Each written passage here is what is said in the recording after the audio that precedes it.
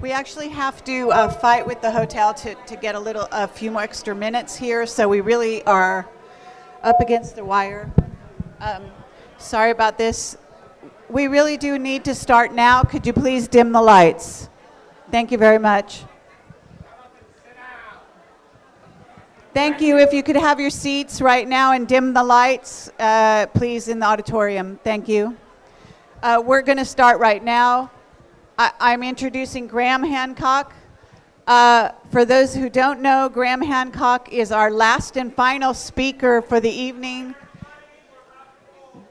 We have very limited time in the room. We're trying to wrap this up as quickly as we can under our deadline, which I now think is going to go to 6:30, I believe. So we are going to try to push it, but if you could take your seats right away. Thank you very much.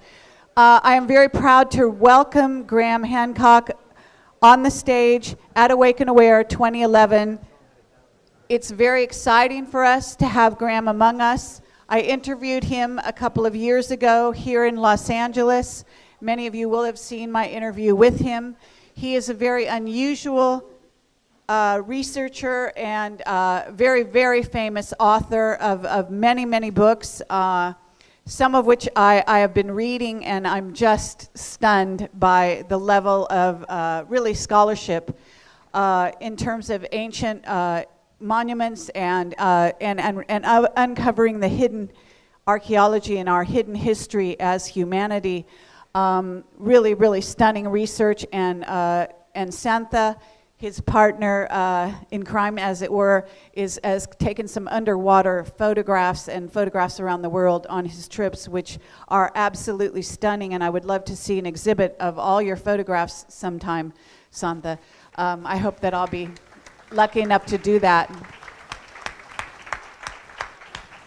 I was also in South Africa with Graham Hancock and saw him speak there. I have to say, you're in for a treat. Let's just say that he is one of those rare individuals who can go from the, let me get this straight, the left side of the brain to the right, and actually do it with grace. And he will kind of take you on that journey yourself during this wonderful presentation that I'm sure he's about to give. I'm not going to say too much more, although I'd love to talk about him at quite some length. I will say that he is a fearless journeyer into the area of consciousness, and we have not got enough of those kinds of people out there in humanity at this time. Someone who's willing to put his entire career on the line in order to investigate and go into the far reaches of consciousness and see what is there and what is to be gained. Also to go into the feminine, even, you might say, the divine feminine, in ways in which most men fear to tread. So, without further ado, Graham Hancock. And Bill, do you have something?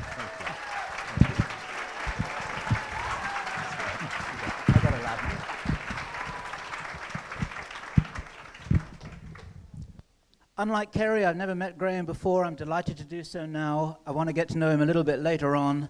I read Fingerprints of the Gods when it first came out. It blew me away. I'm privileged to be with him on stage here. I never thought that would ever happen. I'm delighted to have someone whose accent I can understand. Thank you. I'll use the lav mic. Thank you. Just before I start, is this the default mode with the lights? Are they going to come down? Because it's a bit like an interrogation at the moment. Oh, blessings, blessings. I would like to start with one minute of silence. There is so much sadness in the world, and let's just put ourselves into the places of people less privileged than ourselves.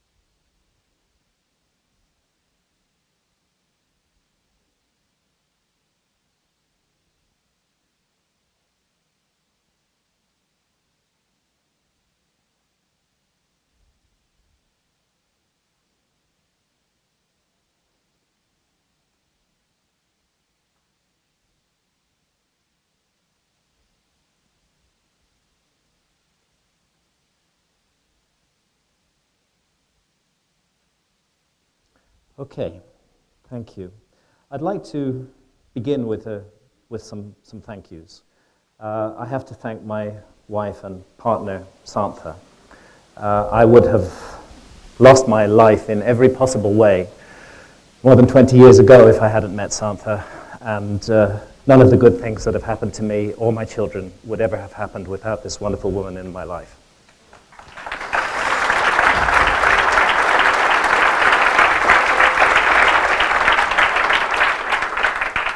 I'd like to thank everybody in the audience today. As I've been walking through the corridors of this hotel, again and again, good people have come to me and said kind things to me. Thank you for that kindness. You've raised my spirits and raised my heart. Thank you, thank you, thank you.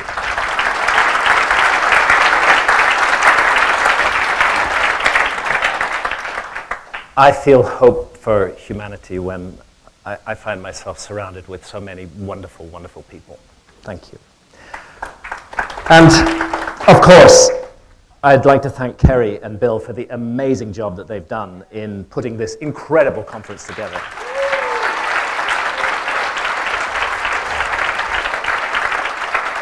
And all the Camelot volunteers who've given their time freely and willingly to make this event the success that it is.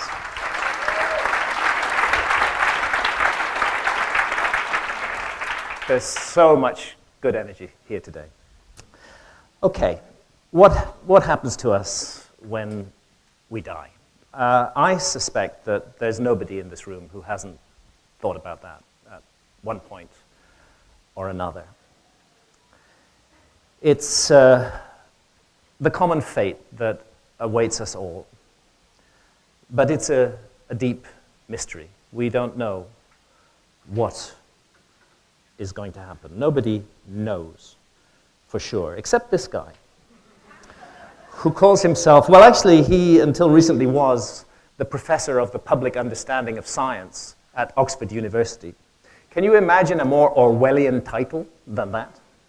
This is Richard Dawkins. He's a very clever man. He's extremely eloquent. He has his Oxford professorship. He's a geneticist.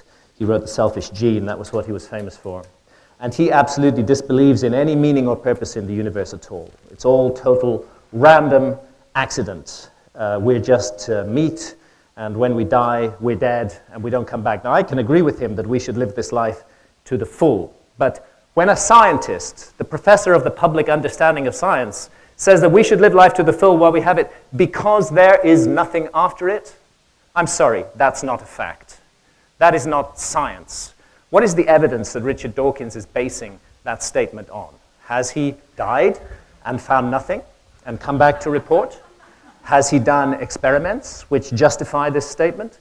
And yet, the effect on the public mentality of a highly educated, eloquent speaker like Dawkins, with his Oxford professorship, saying that is to convince the public that somehow, you know, just like everything else that science has sorted out death too, and they've figured out that there's just nothing after it. It's a perfectly acceptable belief.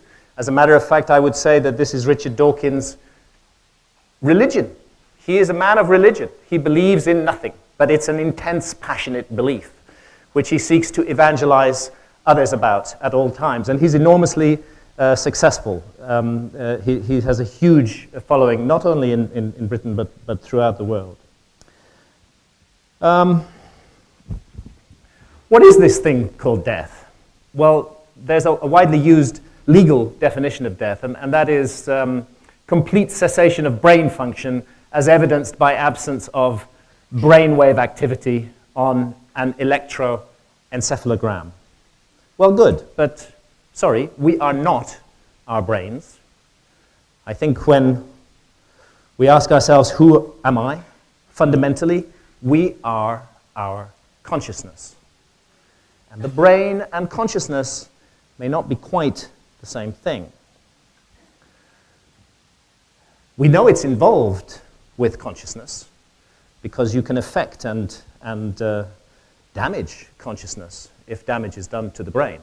We know it's involved in consciousness in some way, but it's not absolutely clear how the brain is involved with consciousness. And as a matter of fact, if any scientist tells you that they know the answer to that, I'm sorry, they are lying. It is not true. They do not know. Here's one model. It's pretty much the model of mainstream science, that the brain makes consciousness the way a factory makes cars. The brain is a generator of consciousness. Those who subscribe to this paradigm cannot believe in life after death. It's impossible for them to do so because the consciousness of the individual is manufactured and generated by the brain in their view. And therefore, when the brain is dead, consciousness blinks out, and that's the end of the story. You're just left with meat. And this is the default view. Generally in our society, people assume that the brain generates and makes consciousness. But there's another point of view, which is actually the point of view of all ancient spiritual traditions. And that this is, that the relationship of the brain to consciousness is more like the relationship of a TV signal to a TV set. So in the factory analogy, if you smash up that factory, well, you're not going to get any more cars coming out of it. But in the TV analogy, if you take a brick and throw it through your TV screen, which might be a very good thing to do, the TV signal is still going to be there. The TV signal goes on. The TV signal is simply manifesting through. It is being brought through by the receiver. So is it possible that the brain is a receiver of consciousness? That's what all ancient traditions say. They say that we incarnate in these bodies, but we are not these bodies. These bodies are a place for us to come and experience this reality. And I think that we need to consider this possibility more and more closely as time goes on. And just as we're letting go of all kinds of old concepts in physics, we need to let go of this notion that the brain makes consciousness.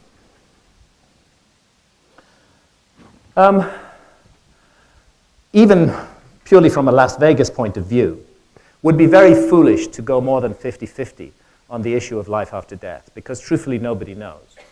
You know, you might say, well, maybe there's some life after death, or maybe there's not. I don't know. It's a 50-50 shot. And then actually, if you take all of the anecdotal and some very interesting scientific evidence, for example, Ian Stevens' work on reincarnation at the University of Virginia, into account, if you take all of that into the account, if you take out-of-body experiences, how can you have an out-of-body experience if your consciousness is being generated by the brain?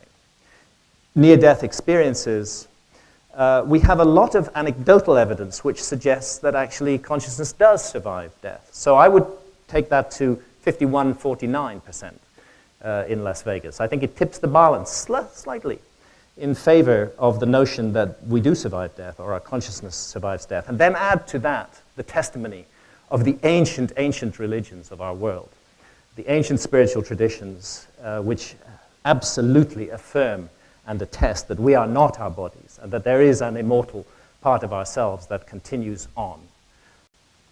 And I think that we're getting closer to a reasonable assessment of the problem. We have to keep our minds open to this possibility, despite all the propaganda that's given to us by our materialistic society. And at any rate, if we want to know about the mystery of death, the last people we should be talking to are mainstream scientists in our society. Because they are pygmies in the matter of mystery. They are pygmies in the issue of the meaning and purpose of life. That's not what they do, and they are not fit to judge. If we want really to get to grips with this mystery, we need to go to the masters of that, to the ancient Egyptians, who put their best minds to work for 3,000 years, considering nothing other than this. What happens to us when we die, and how do we prepare for that moment? And you can see it in the majestic art and architecture of the ancient Egyptians. And here we see the goddess Isis feeding Ankh, immortal life, to Pharaoh Seti I. Of course, everyone is, please do switch the mobile phone off. Everyone is familiar with the Ankh symbol. And it's a symbol that is meaningfully found all over Egypt. Now, the ancient Egyptian notion of reality and our place in the scheme of things is all connected to the idea of Osiris. And as Richard Hoagland mentioned yesterday, this is work that Robert Boval and I have worked on together for many, many years. There was a time in the ancient Egyptian tradition called Zep Tepi, the first time. And with the work that Robert Boval and I have done together, we hope that we've pinned that down to a window in time. And that window is around 10,500 BC. I would be most grateful if the mobile phones could be switched off. It's extremely difficult to maintain my concentration. It's around 10,500 BC. And I'm not going to go into all the details of this, but we've done it on the basis of astronomy. And there's a very curious situation at the spring equinox in 10,500 BC when the Sphinx gazes at her own celestial counterpart in the sky, when Orion lies due south of the pyramids in exactly the same pattern as the pyramids, and the constellation of Draco and the little bear we see on the northern horizon. This is the astronomical definition of the first time. Loch Osiris, due south. Loch Leo, due east. At the moment the sun rises, and you have the definition of the first time. And because of this precessional wobble on the Earth's axis and of excellent computer software today, we can recreate the ancient skies and know exactly how they looked above Egypt at any time in the last 30,000 years. And this time, 10,500 BC, sings out like a strong voice, pay attention to me. They're trying to draw our attention to that date. And it's interesting with the story of Osiris, who is murdered by his rival Set and his 72 co-conspirators. The number 72 is always found when precession is involved, and his body's hacked into pieces and is reassembled and revivified through the magic power of Isis, his consort. And there's a very curious thing, a kind of rebirth symbolism involved in this, or a new birth symbolism, because something very odd has happened to the sky in the last 12,500 years, which is half of a precessional cycle. Back in the spring equinox in 10,500 BC, Orion was at his lowest point in the sky, and Draco was at its highest point that it ever reaches in the sky in this 26,000-year precessional journey. Leo was lying due east, this is on the spring equinox, and Aquarius was setting due west below the horizon. If we jump forward to our time, it's like a clear astronomical message connecting the two times. If we jump forward to our time, we find that at the spring equinox in 2012, it's Aquarius that's rising in the east, because it's not for nothing that we all know the song, we live in the dawning of the age of Aquarius. Aquarius is moving into the precessional frame. Leo is setting in the west, exact swap around of Leo and Aquarius. And Orion is now at his highest point in the sky, and Draco at the lowest point in the sky. There's a beautiful symmetry between these two skies, between the sky of the first time and our sky today. And for me, it seems to suggest that the wisdom that is connected to this Osirian tradition is coming back again. We are coming into a time of return. Osiris was brought, his pieces were reassembled by Isis after he'd been murdered and cut to pieces. And she revivified him. She brought him temporarily back to physical life. And she took the form, in some of the traditions, it's a kite. In others, it's a swallow, a bird. And she hovered over the phallus of Osiris and received his seed and gave birth to the divine child Horus. Ever afterwards, the pharaohs of Egypt were the Horus kings. And when they died, they became Osiris in the sky. Lest you think that this is simply an empty ritual, please allow me to read for about 3 minutes from the ancient Egyptian Book of the Dead. And this is a translation of the ancient Egyptian Book of the Dead done by Normandy Ellis. And Normandy Ellis is that very unusual thing, which is an Egyptologist and a poet. So she brings the words into our time, and they concern this moment, this revivification of Osiris. I stand before the masters who witnessed the creation, who were with Ra that morning the sun rolled into being, who were with Osiris in the grave as he gathered himself together and burst from the tomb, white with heat, a light and shining God. Hail Thoth, architect of truth, give me words of power that I may recall my years and weave together my history. Hail Thoth, architect of truth, give me words of power that I may form the characters of my own evolution. I stand before the masters who witnessed the generation, who were the authors of their own forms, who rolled into being, who walked the dark, circuitous passageways of their own becoming, who saw with their own eyes their destinies and the shapes of things to come. I stand before the masters who witnessed the working of magic, who were with Isis the evening she became the swallow and her lamentations filled the air, who were with her as she shook down her black hair and veiled the god's transformation in secret, who witnessed the conception of the divine child, though his coming was yet unrevealed. Hail Thoth, architect of truth, give me words of power that when I speak the life of a man, I may give his story meaning.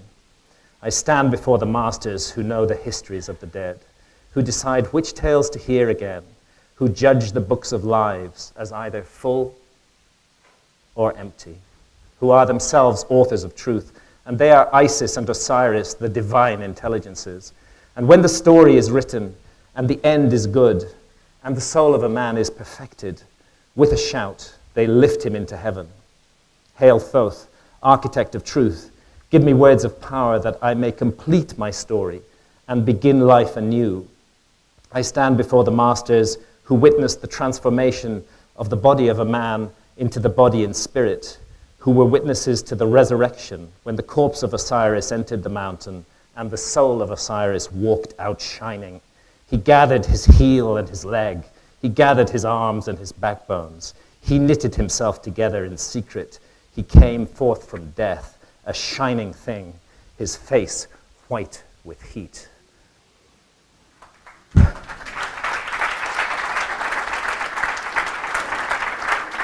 There's an incredible power in the ancient Egyptian system of ideas and the language that they used, and it puts people like Richard Dawkins to shame, in my opinion. The Osirian system is set down in well-known texts. The ancient Egyptian Book of the Dead, of course, everybody's heard of that. But the oldest of these texts, they're all one liturgy, actually, which goes through the whole ancient Egyptian period, where the ancient Egyptian pyramid texts, written inside pyramids of the 5th and 6th dynasties. Then the coffin texts were written inside the lids of coffins, and that's why they're called the coffin texts. And the Book of the Dead typically was written on a papyrus scroll that was placed with the mummy. And the Book of what is in the Duat, by the way, is the name of the strange parallel realm through which we make our afterlife journey. The Book of what is in the Duat, you can see a complete edition of that, for example, painted on the tomb of Thutmose III in the Valley of the Kings. And what all these texts do is they seek to prepare us for an extremely challenging journey and ordeal that we will face after death, as far as the ancient Egyptians are concerned. And their view was that it's better to be prepared. It's better to know what you're confronting. And that's one of the reasons why, if they're right, our society is doing us all such a disservice with men like Richard Dawkins, because we are not preparing ourselves for this mystery. We are living in a world of material illusion. This Duat, it's a curious thing. It's at one level, it's a region of the sky, and it's the region of the sky divided by the Milky Way and bounded by Orion and Leo. But it's also, as well as a sky region, it's somehow an underworld with corridors and passageways and gates and monstrous creatures that you encounter, that you must know how to pass them. You need to know the right things to say. You need to be prepared. You need to be psychically prepared for this journey. Chambers, populated by fiends and terrors. And Anubis, the psychopomp, often will guide you through the underworld, will act as your guide. And again, notice the Ankh symbol. in the pharaoh's hand. And here's some of those passageways in the Duat. There's a rising, steep rising passageway, and I can show you some other examples from the tomb of Thutmose III. This is how they envisaged the Duat. Here's some of the monstrous creatures that live in it.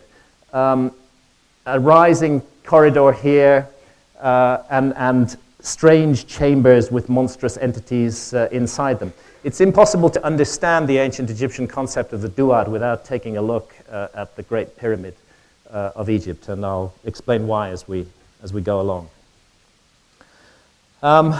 Santa took these photographs from an Egyptian military helicopter a few years ago, and gives you a strong view of the Giza Plateau. This is Nazlet al-Saman, the village that clusters at the base on the east side of the Giza Plateau. Here's the Great Pyramid. Here's the second pyramid, and the third pyramid, Pyramid of Menkaure. Khufu, Khafre, and Menkaure are the pharaohs that they are officially attributed to. There's no good reason for that, but by habit we tend to call them by those names. Let's swing the helicopter around a little bit. We're coming round now to the west side. North face of the Great Pyramid here, north face of the second pyramid, north face of the third pyramid. Entrances are always in the north face. Nile Valley over here. It's truly said that Egypt is a gift of the Nile. You can see the vast desert stretching off to the west, and the greenery and life here where the Nile Valley is. And one other thing I wanted to point out is just the incredible scale of this place. I mean, can anybody see the Sphinx in this picture? The Sphinx is 270 feet long and close to 70 feet high. There's little Sphinxy over there, gazing due east, perfectly due east, at the rising sun on the spring equinox, this very special day of the year. An enormous conception, which, if the Egyptologists are right, which they certainly are not, was done entirely to gratify the egos of three pharaohs. No. This was a gift that was given to the world by unknown ancients. The pharaohs were involved in it in some ways, but it was not only theirs. We're looking at the north face of the Great Pyramid here. I have a little personal story that I like to tell at this point, so I'm going to tell it. We come closer. This is it's difficult. Is the screen clear for all of you, by the way? This is from where at my angle it's a little bit difficult. This is actually the original entrance to the Great Pyramid, and down below here is so-called Mamun's Hole, which Caliph Mamun broke through into the pyramid and then found the original passageway system, which was completely covered up. And up here you can see at the top there is no capstone. As a matter of fact, we don't know if there ever was a a capstone on the Great Pyramid or not. There's about half a course of masonry on the south side there of the summit platform, and the platform is quite substantial. Santa and I climbed the Great Pyramid 5 times, 3 times illegally and twice legally. And the first illegal climb we did was in the dead of night. I describe it in Fingerprints of the Gods. And this photograph was taken on the second illegal climb. And by the way, if you are going to climb the Great Pyramid, you want to go up the southwest corner. That's the way. It's the best, because you can actually get lost on these acres of faces, but the southwest corner is in pretty good shape. So there I am, a younger man, standing on top of the Great Pyramid. And what did I find one step down there? Just one step behind me. There's lots of graffiti. Do you see the graffiti here? Lots of people have put their names up there. But one step behind me, I found the name P. Hancock, 5th of April, 1916. My grandfather was called Philip Hancock, and he was a chaplain with British forces in Egypt in 1916.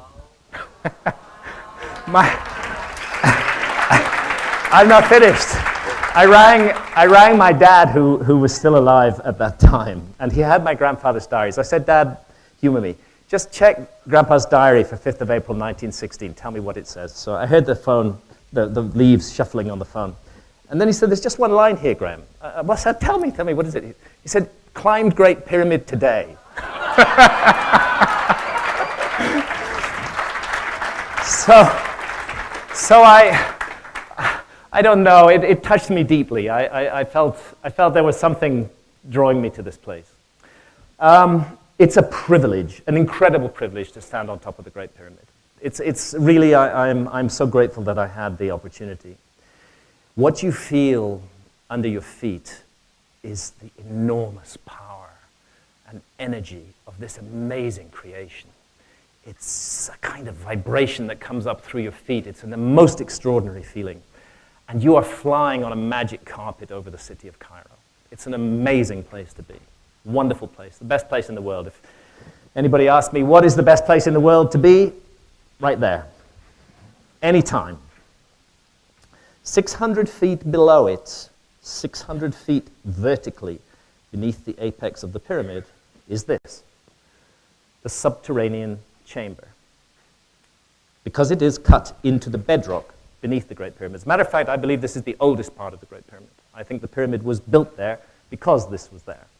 The original sacred mound of Egypt was the natural hill that is inside the pyramid, and into that hill was tunneled a long passageway leading to this subterranean chamber. It's nice and cleaned up now, as it looks today, but it's interesting to see how it looked in the early 1900s, when it hadn't been cleaned up. There's how it is today, and here's this spooky, weird, mysterious place. This is where you come in. You come in through this little narrow hole here on the north side, and then there's a pit here in front of you, deep, now surrounded by railings. And then these areas, which are all cleaned up, were covered with rubble at that time. And then at the south side, there's this little passageway, and I've crawled into it right to the end, pretty claustrophobic, I have to tell you. Severe earthquakes in Egypt.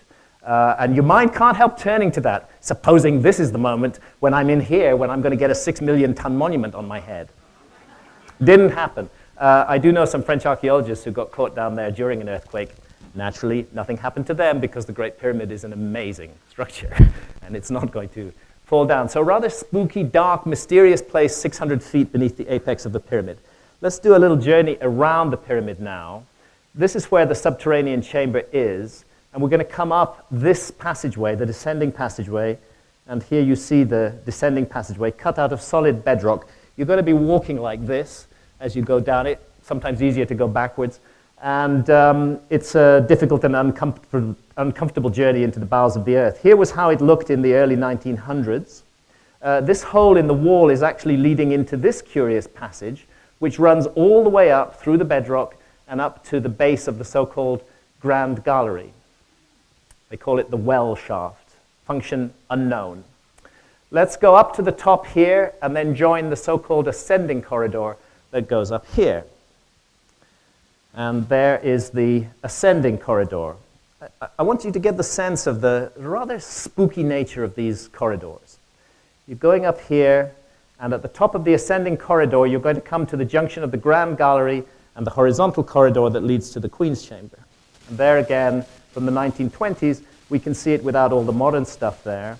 And there is the entrance to the horizontal corridor that leads to the Queen's Chamber, and here's the Grand Gallery sloping up above you here.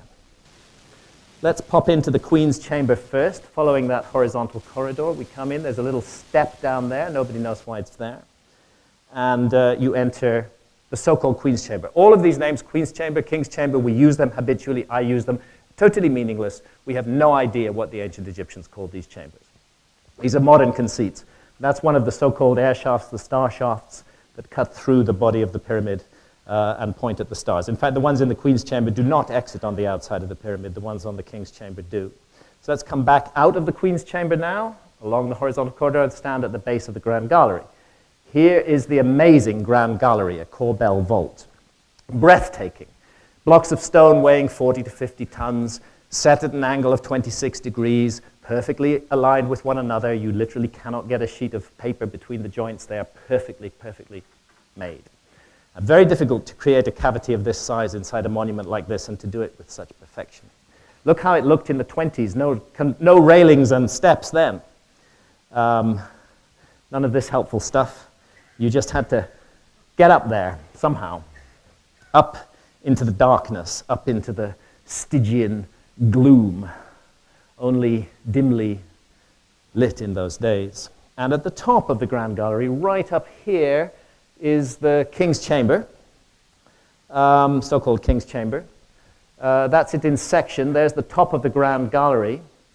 And there's the little antechamber to the King's Chamber, and then you come into the King's Chamber. Now, interestingly enough, this wasn't known until one of our British explorers with typical British bad behavior got some high explosives and blew a hole in the wall up here. He blew another massive hole in the south face of the Great Pyramid, by the way. His name was Howard Vyse. May that name be remembered in infamy for everything that he did. But he did, with his bombs and his explosions, he did discover something that we otherwise wouldn't know, which is that when you blow a hole in the wall up here and then cut your way through to here, you actually enter a series of further chambers, which are stacked up above the King's Chamber. 1, 2, 3, 4, 5 of them. And it's often been pointed out that there's a strong similarity between this layout and the layout of the appearance of the Jed pillar, the backbone of Osiris, which is a symbol of resurrection. And this here at the top, this is so-called Campbell's Chamber. This is how it looks. These blocks of granite, by the way, brought about 500 miles to be placed here in total obscurity and never seen again. These blocks of granite weigh about 70 tons each. And just to give you an idea of the scale, that's me and my daughter Layla and a film crew that we were up there with. And again, you can see all this horrific graffiti that's up there on the walls. So that's part of the story too. And then let's go into the King's Chamber. I like this picture from the early 1900s. It's strange, you know. The people who have passed through this building over the years, it's almost like an image of a ghost to me looking at this. But Napoleon, Alexander the Great, everybody's wanted to go there. It's like walking through history to enter the Great Pyramid. So there she stands 100 years ago or so, and this is the entrance that you come into the King's Chamber from. And then the King's Chamber itself, incredible 2x1 rectangle. Pyramid is a limestone monument, but the King's Chamber is entirely granite. The walls are granite. Really an extraordinarily geometrically perfect room. So I said that you would not understand the Duat without understanding the pyramid's part in it. And that's really what we have here, because the ancient texts, you make it absolutely clear that some great secret was concealed in the 5th division of the Duat. And one of the names for the 5th division of the Duat was Rostau. And that was one of the names of Giza too. Giza is the 5th division of the Duat. And so we have a Sphinx at Giza, and we have a Sphinx in the Duat. We have a pyramid in the Duat. We have pyramids at Giza. Some suggestion of a hidden chamber here. And if we look at it closer, look at the similarity between the Grand Gallery and this depiction of the Duat here in the tomb of Pharaoh Thutmose III. And what are boats doing in the Duat? And for that matter, what are boats doing buried off the south face of the Great Pyramid?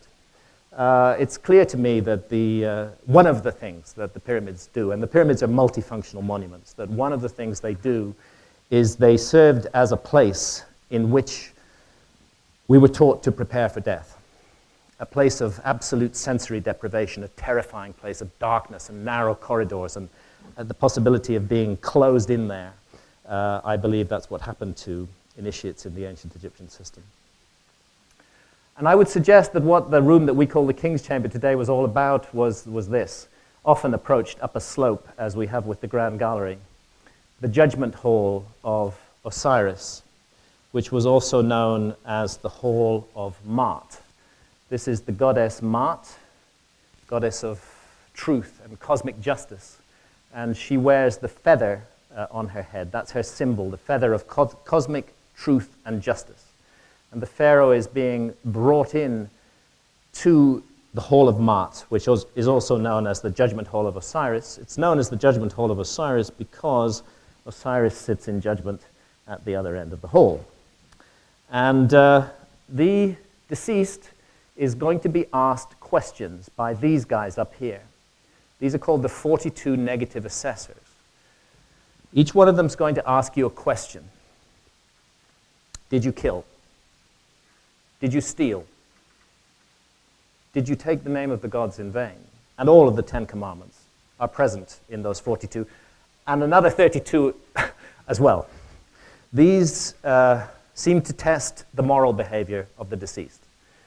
Was the deceased a person who was harmful to others, impinged on their sovereignty, stole from them, diminished them, that person is going to have a hard time in this judgment hall. Was he a person who could say, no, I didn't do that, no, I didn't do that, and say so truly, the time would be better. So moral behavior is definitely being judged, and here are the scales of Mart. Here are the scales of Mart, and in them are being weighed the symbol of the heart of the deceased, representing the soul of the deceased.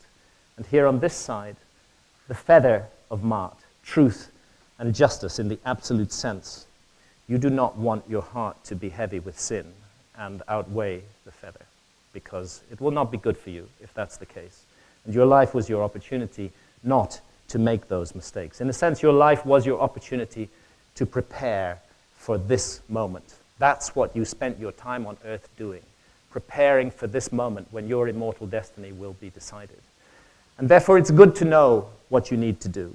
And the ancient Egyptians worked very hard at this. So we come to the other side. Osiris is sitting in judgment. The god Thoth, ibis-headed god Thoth, is writing the verdict on his tablet. And here is Amit, the eater of the dead. But there's something very odd. This scene, the weighing scene, is not the weighing of actions. That is tested already by the 42 negative assessors. This is Uchametet, the weighing of words. And it's clear that some kind of gnosis, some kind of knowledge, I'm not talking about book learning, some kind of revelation is implied here. You needed to learn something from your life. You were given an incredible gift, being born in a human body. Did you use it well? Or did you waste it? That seems to me the question that's being asked here. Did you accumulate the spiritual charge necessary to carry you through into the beyond or not? That's the question that's at stake here. And in this sense, it's rather similar. In fact, there are eerie similarities with the Tibetan Book of the Dead. And here we read that meditation, love, ethics, none of these alone can bring about enlightenment without wisdom. One of the things we're meant to do in this incarnation is to leave it wiser than we entered it. For those who squander the gift of life, impinge on the sovereignty of others, cause misery and pain, Amit awaits, the eater of the dead. Their stories will not continue. They will not return to live another life. They will not go on. They burned their chance in this life. Ancient Egyptian system was quite clear about that. But for those who've lived life right, who've sought to perfect the soul, who've been nurturing and given love to others and helped them to perfect themselves, then the more positive verdict comes. And the deceased asks, how long have I to live? And Thoth replies, thou art for millions of years, a period of life of millions of years. And ultimately, the ultimate objective after many incarnations, and this is a beautiful part of the ancient Egyptian system, you can see the soul rising up into the heavens here, was that you would be reborn as a star, and you would shed the gift of life for millions and billions of years afterwards. That was the ultimate objective of the whole ancient Egyptian system. Now, it is not an accident that the ancient Egyptians were great explorers of consciousness. You won't get a lot of this from mainstream Egyptology. They're embarrassed by it. But William Emberden, who is professor of biology at California State University, has done an intense study of the use of hallucinogenic agents in ancient Egypt. And the blue water lily, the Nymphaea cerulea, is one of those hallucinogens. And it's extensively represented in ancient Egyptian art. It is associated with rebirth and the afterlife, and it was an agent that was used to alter consciousness for the exploration of worlds beyond this world. Descending from the ancient Egyptian religion, we have the Hermetic texts, which were really a transposition of ancient Egyptian ideas into Greek and Latin, the languages of that time. And these texts state a number of interesting points, that souls have at stake in this life their hope of eternity in the life to come, and that it's our duty not simply to acquiesce in our material side, but to nurture our spiritual side. We are here to tend the earth and look after the earth, and we have a very important role to play in that. But we must not forget that we are fundamentally spirit. This is what these texts argue. And the Gnostic texts, a darker vision. It's quite painful to read the Gnostic texts sometimes, but very, very important, also descended from the ancient Egyptian system. That it's a system of ideas that regards the physical world as absolutely evil and regards the spiritual world as completely distinct from it, and that somehow mankind is a spiritual being that by a horrendous cosmic accident has got immersed in this heavy physical realm, and that the gnosis seeks to lead us out of that realm and take us back to our true spiritual home. So you can say that the Gnostic system looks a bit like this, and the Hermetic too. God is the spiritual realm, and the world is the physical realm, and the two really don't meet very much. But the Gnostics have an explanation for all the horror in the world.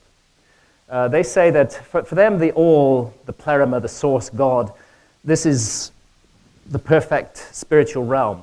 And it emanates other entities. It emanates the aeons. You can think of them as good angels, if you like. And the lowest of the aeons is Sophia, wisdom.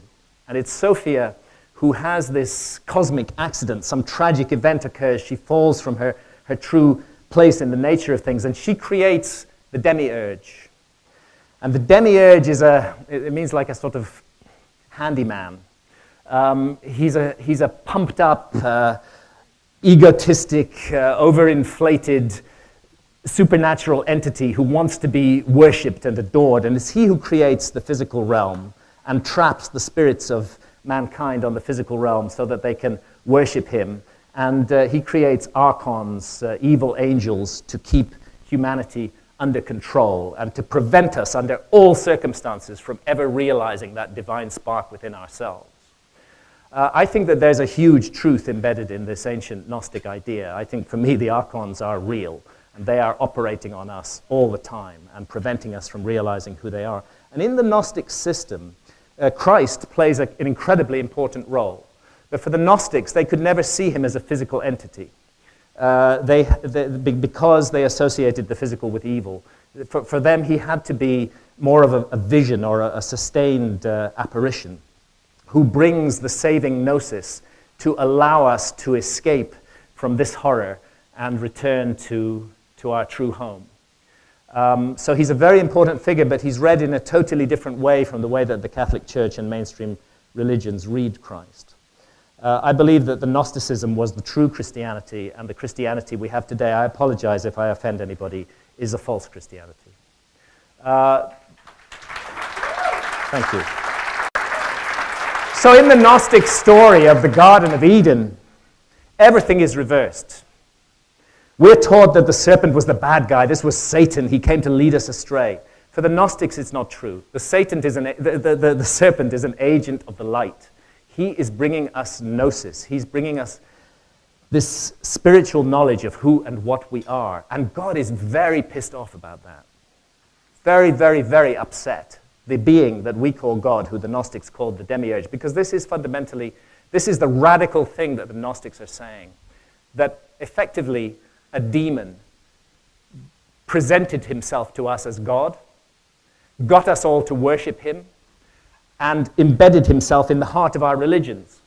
So they believe that the entity who is called Jehovah, Yahweh, that we worship, they believe he's not God at all. They believe he's a demon who's here to prevent us achieving our spiritual path. And therefore they saw the serpent bringing knowledge.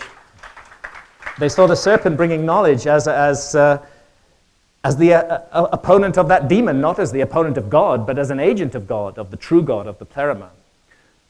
So that's the Gnostic story of the Garden of Eden. The serpent is a good guy. And you know what the serpent, as we know from Genesis, what the serpent points out to Adam and Eve is, look, God told you not to eat from the tree of knowledge of good and evil. He said if you eat from that tree, you're going to die. You ate from it. Did you die? No. God lied to you. And he did. And once they saw through the lie, God got very cross. And that demon, that demiurge, and he drove them out of the Garden of Eden because he didn't want them anyway to get near the tree of life. Then they might become like gods. They would become immortal beings. Didn't want that to happen at all. He wanted us shut down and kept locked in the material realm. So there we are, humiliatingly beaten and thrashed out of the Garden of Eden with a whirling sword of fire to keep us away from that tree of life forever. Interesting how the Gnostics saw the tree. This is a late form of Gnosticism. It was called Catharism, that this comes from. And here you see that the tree of knowledge of good and evil is not a tree, it's a mushroom. And you know what that mushroom is? Clearly identifiable. That's Amanita muscaria, an ancient shamanic mushroom used to alter consciousness by shamans in many different parts of the world. Again and again, this is this what that demiurge was getting so angry about? You know? And look how angry our governments get about mushrooms today. The flood, in the Gnostic point of view, wasn't inflicted to punish evil. That's what the Old Testament says. But it was inflicted to punish us for having risen so high. It wanted to take the light from us, the demiurge, Yahweh. He wanted to take the light, the gnosis that was growing amongst men, and he wanted to throw us back into great distraction and into a life of toil so that mankind might be occupied with worldly affairs and might not have the opportunity of being devoted to the Holy Spirit. This is the Gnostic analysis of the flood. As a matter of fact, wherever gnosis, the light, knowledge, has been sought, you find intense and horrific persecution taking place. And what happened to the Cathars in France in the 13th century was truly appalling. Gnosticism, when the Catholic Church rose to its power, pulled on the jackboots of Rome, and started murdering people left, right, and center. The first people it murdered was the Gnostics down in the Middle East. But they went underground, and they never died out completely. And the thread of Gnosticism runs through the Balkans and up into France, and settled here in southwest France, around the city of Toulouse and Albi and Carcassonne, and created an alternative Christianity, which was, I believe, the original true Christianity. For them, Christ was an entirely spiritual being, a Gnostic teacher. They were revolted by the idea of eating the body and the blood of Christ. To them, that was a complete antithesis, a complete contradiction in terms. They were revolted by the notion that Christ was born out of a human body. They would not accept any of that. And they regarded the Pope as the agent of the devil. And they said so very clearly, with great courage. And they had amongst them many noble families, knights, who took the side of the Cathars. And when the Pope decided to destroy the Cathars, he had a fight on his hands. It was called the Albigensian Crusades, after the city of Albi. They sent down this army of evil from northern France, just heaving with harm and damage and cruelty. All those horrible weapons, those maces and those axes, they're coming down into southern France, and they are going to murder every single Cathar they can find. And they're doing so with the license of God's representative on earth, the Pope. Is he really God's representative on earth, or is he representing some other kind of entity? So what happened was appalling. Carcassonne, Béziers, Battle of Muret, massacres, a genocide on a horrendous scale, burnings at the stake again and again and again. Can you imagine for a moment what you are doing to a fellow human being when you tie that person to a stake and burn them alive? What a horrific death to inflict on a fellow human being. And our church, the supposedly godly church, was inflicting this on thousands and thousands of human beings just because they didn't believe what the Pope believed. And it went on and on. The mass burning of the Cathars, torture, their books. It was one of the most horrific episodes in European history, caused entirely by the church. Entirely by the church. And at the end of it, just a total disastrous situation. And Gnosticism was once again stamped out, and the Catholic Church went on to take over the world.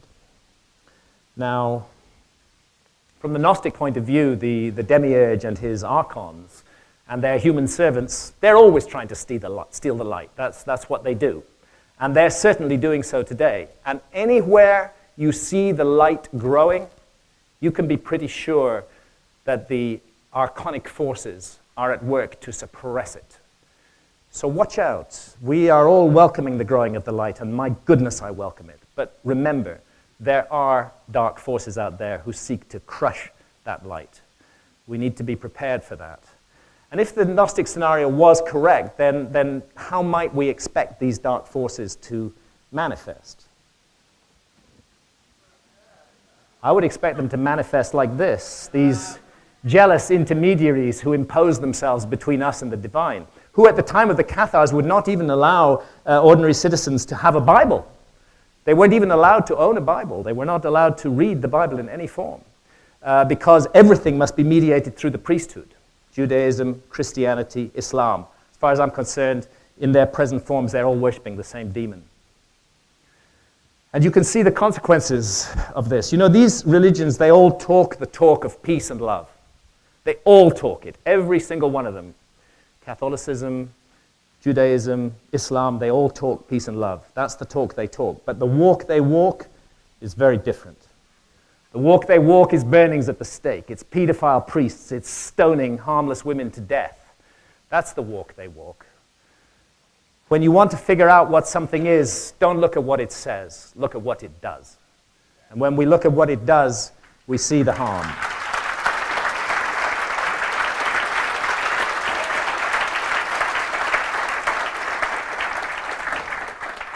And another archonic force is the state. The state. One of the great things I love about America, I love this about America, is you just won't put up with that much bullshit from your state. You know? And actually, you're prepared to do something about it. In Britain, we're so passive. The state says do this. We say yes, okay, fine. There's more of a spirit of independence here in America, and that's why I do see America as the light of the world in this way, from the people of America, who themselves are realizing in huge numbers that they are being lied to and abused and misled by this thing called the state, wanted for crimes against individuals. The state is an extremely harmful entity. It has outgrown its purpose. It maybe had a role in human affairs once, but it has outgrown its time. And if we go on with it,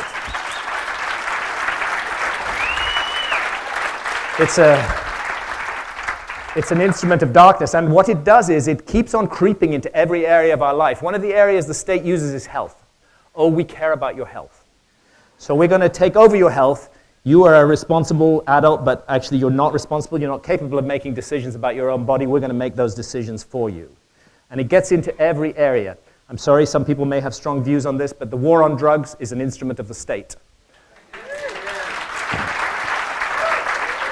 And it is, you know, if the state really wanted, if it really was about helping people and saving people from harm, then it would not be breaking down their doors and sending them to prison and ruining their reputations and humiliating them. 750,000 Americans arrested every year for cannabis possession. Not many of them go to jail. 750,000 lives a year ruined by that criminal record. Is that love? Is that help? That's harm in a very big way. And I want to say this. I'm not here to advocate drugs, but I am here to advocate adult responsibility.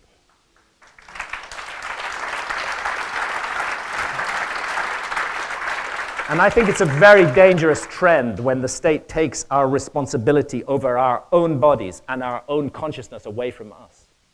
If I'm not sovereign over my own consciousness, I've said this many times, if I'm not sovereign over my own consciousness, then I am not sovereign over anything.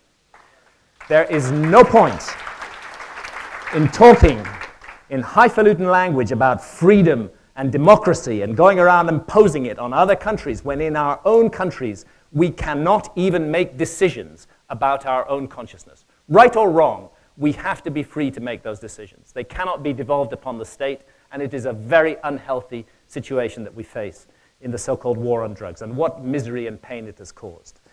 If you want to get, if drugs are really harmful, all you have to do is tell the truth.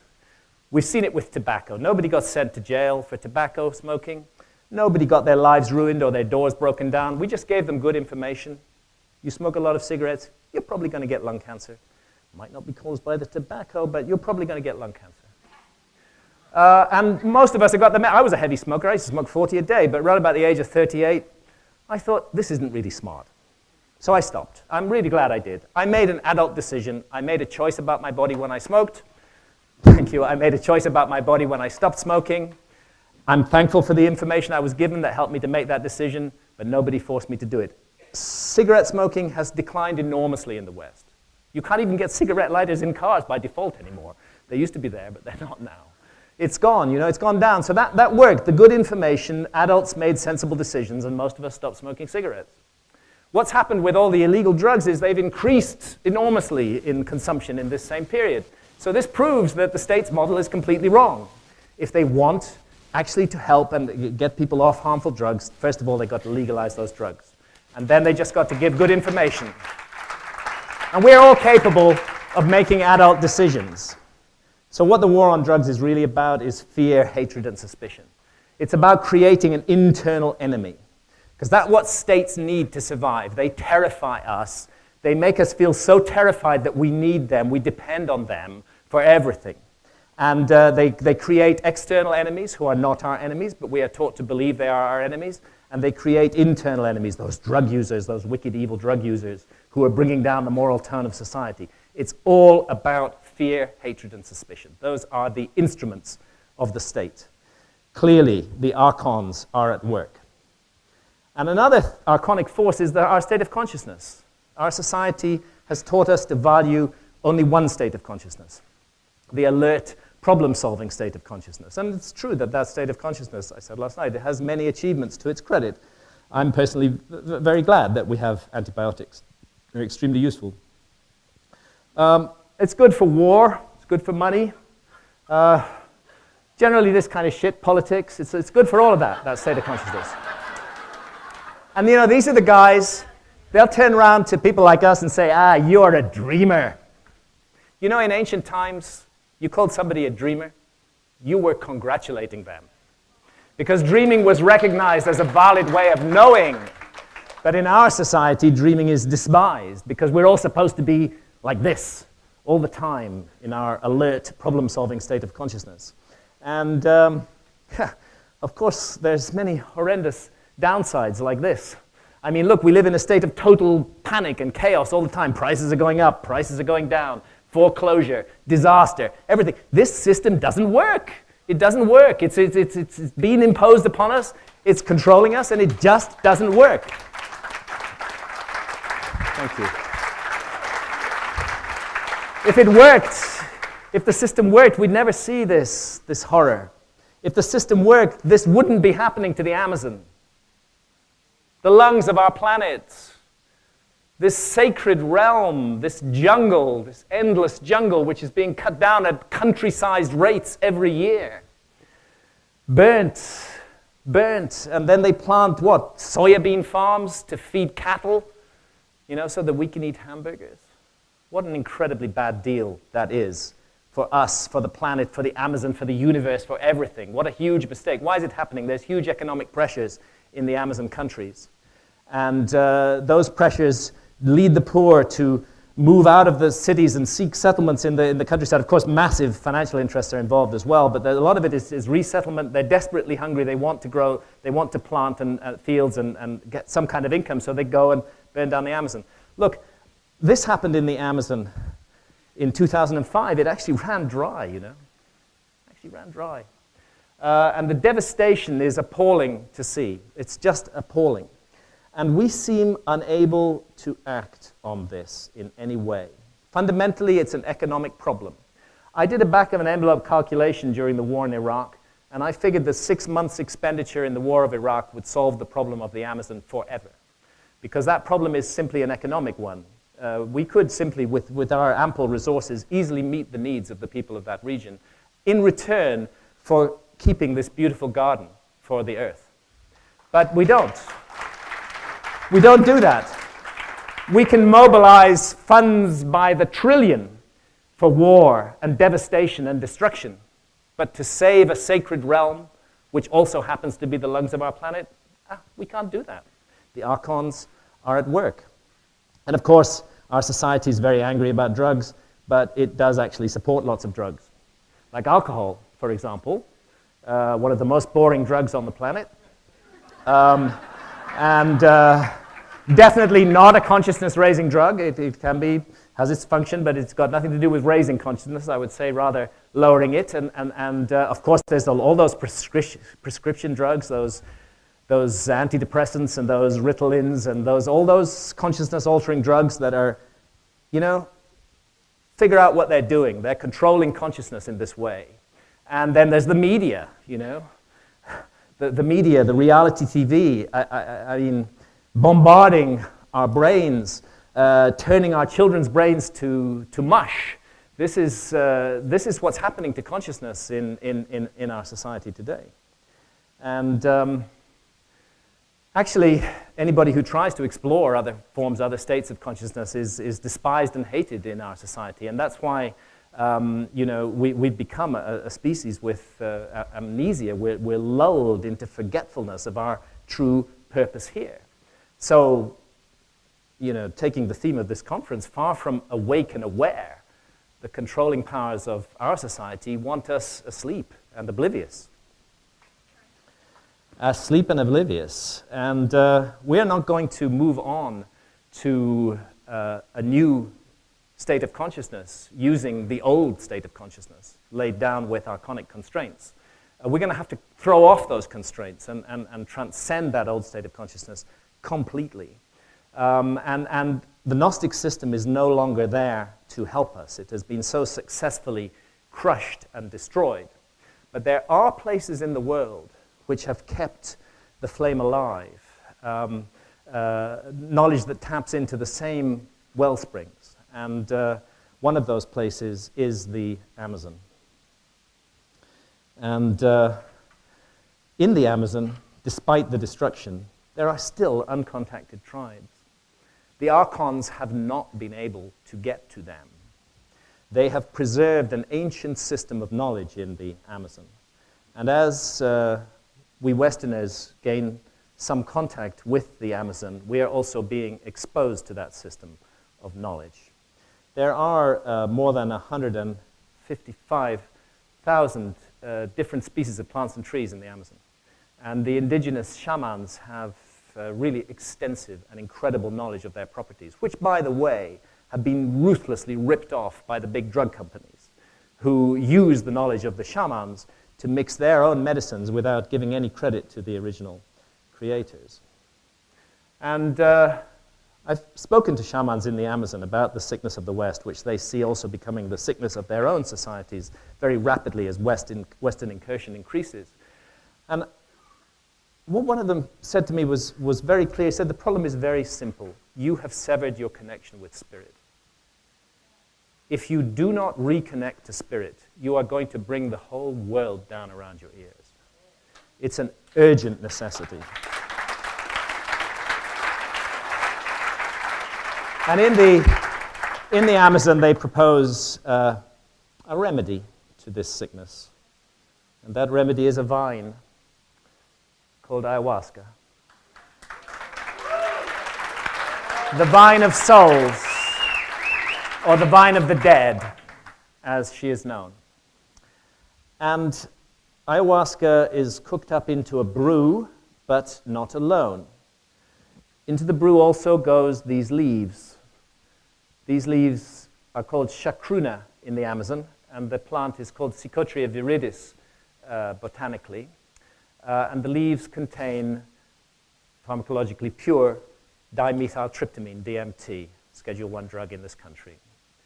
And that leaves, those leaves are also put into the brew.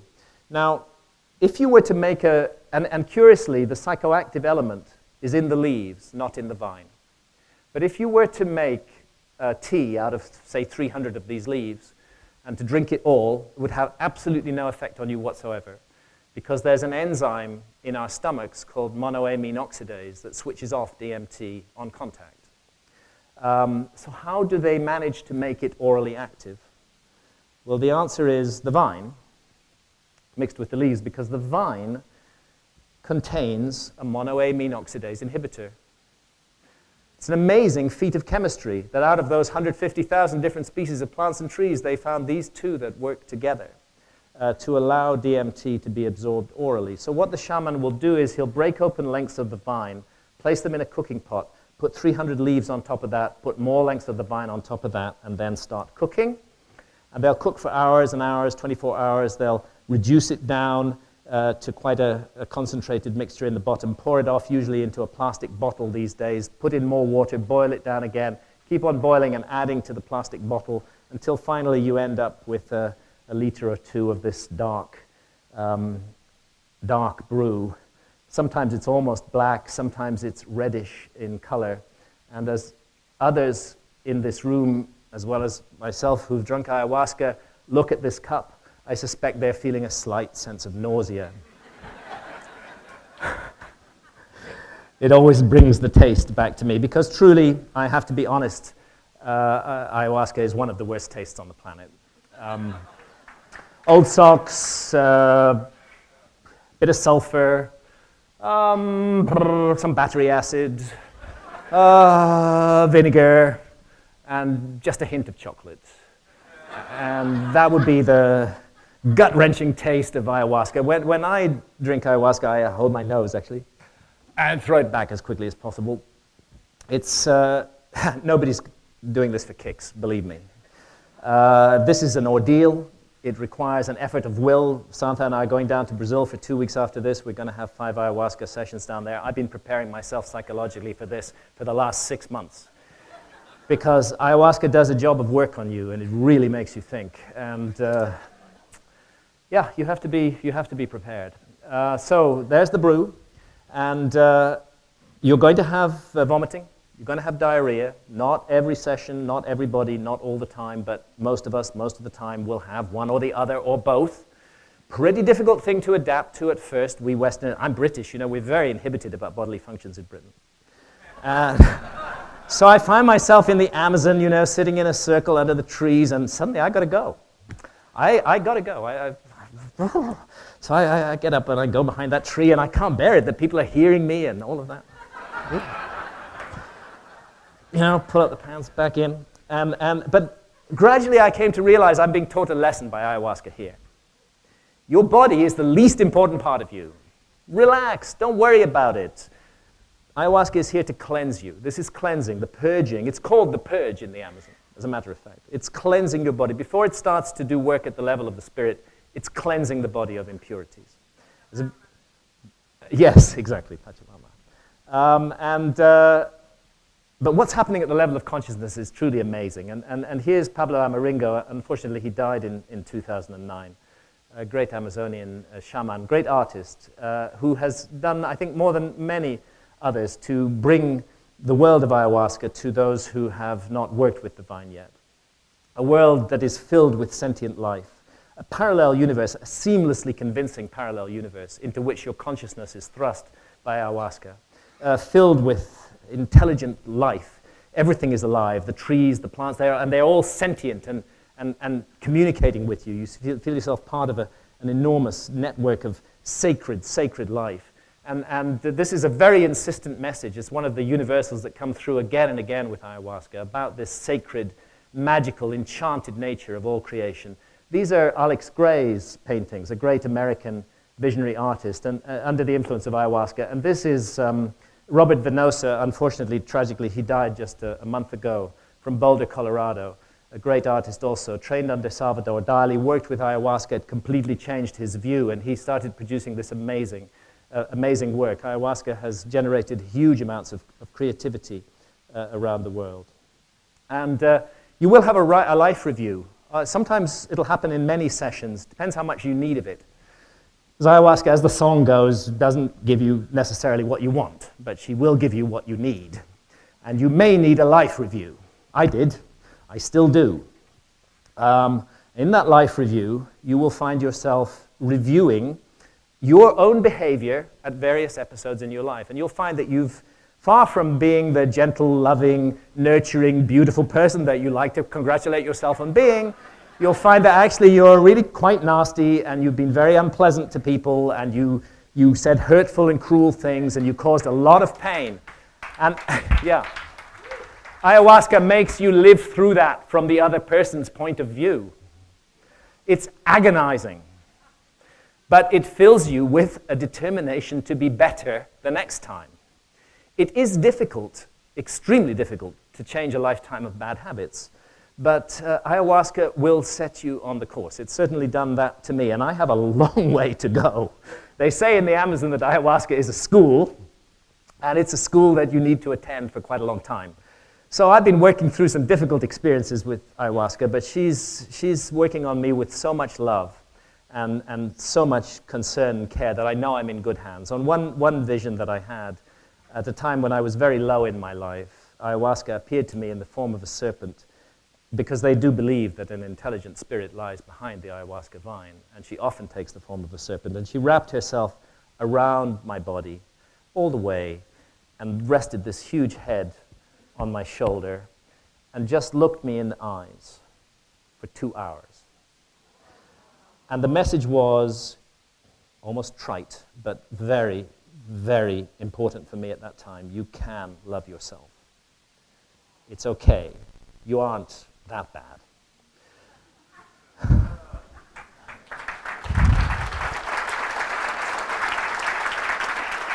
And if you can't love yourself, it's difficult to love anybody else.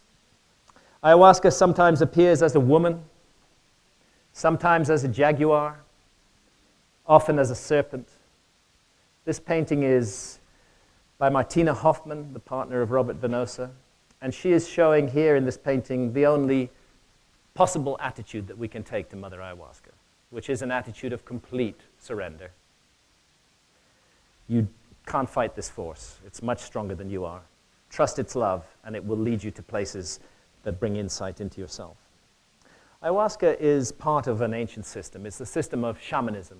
It's been a carefully preserved and protected system of knowledge. It is globally distributed, and shamans have kept it out of the hands of the archons. And altered states of consciousness are fundamental to all shamanism. There is no shamanism that does not involve an altered state of consciousness induced by one means or another. Very often that means maybe visionary plants, but rhythmic dancing, certain kinds of austerities will also bring on the necessary altered state of consciousness, which allows us to separate off from this material realm. And in these altered states of consciousness, it's very common for shamans to report encounters with intelligent supernatural entities. And they construe these entities as spirits.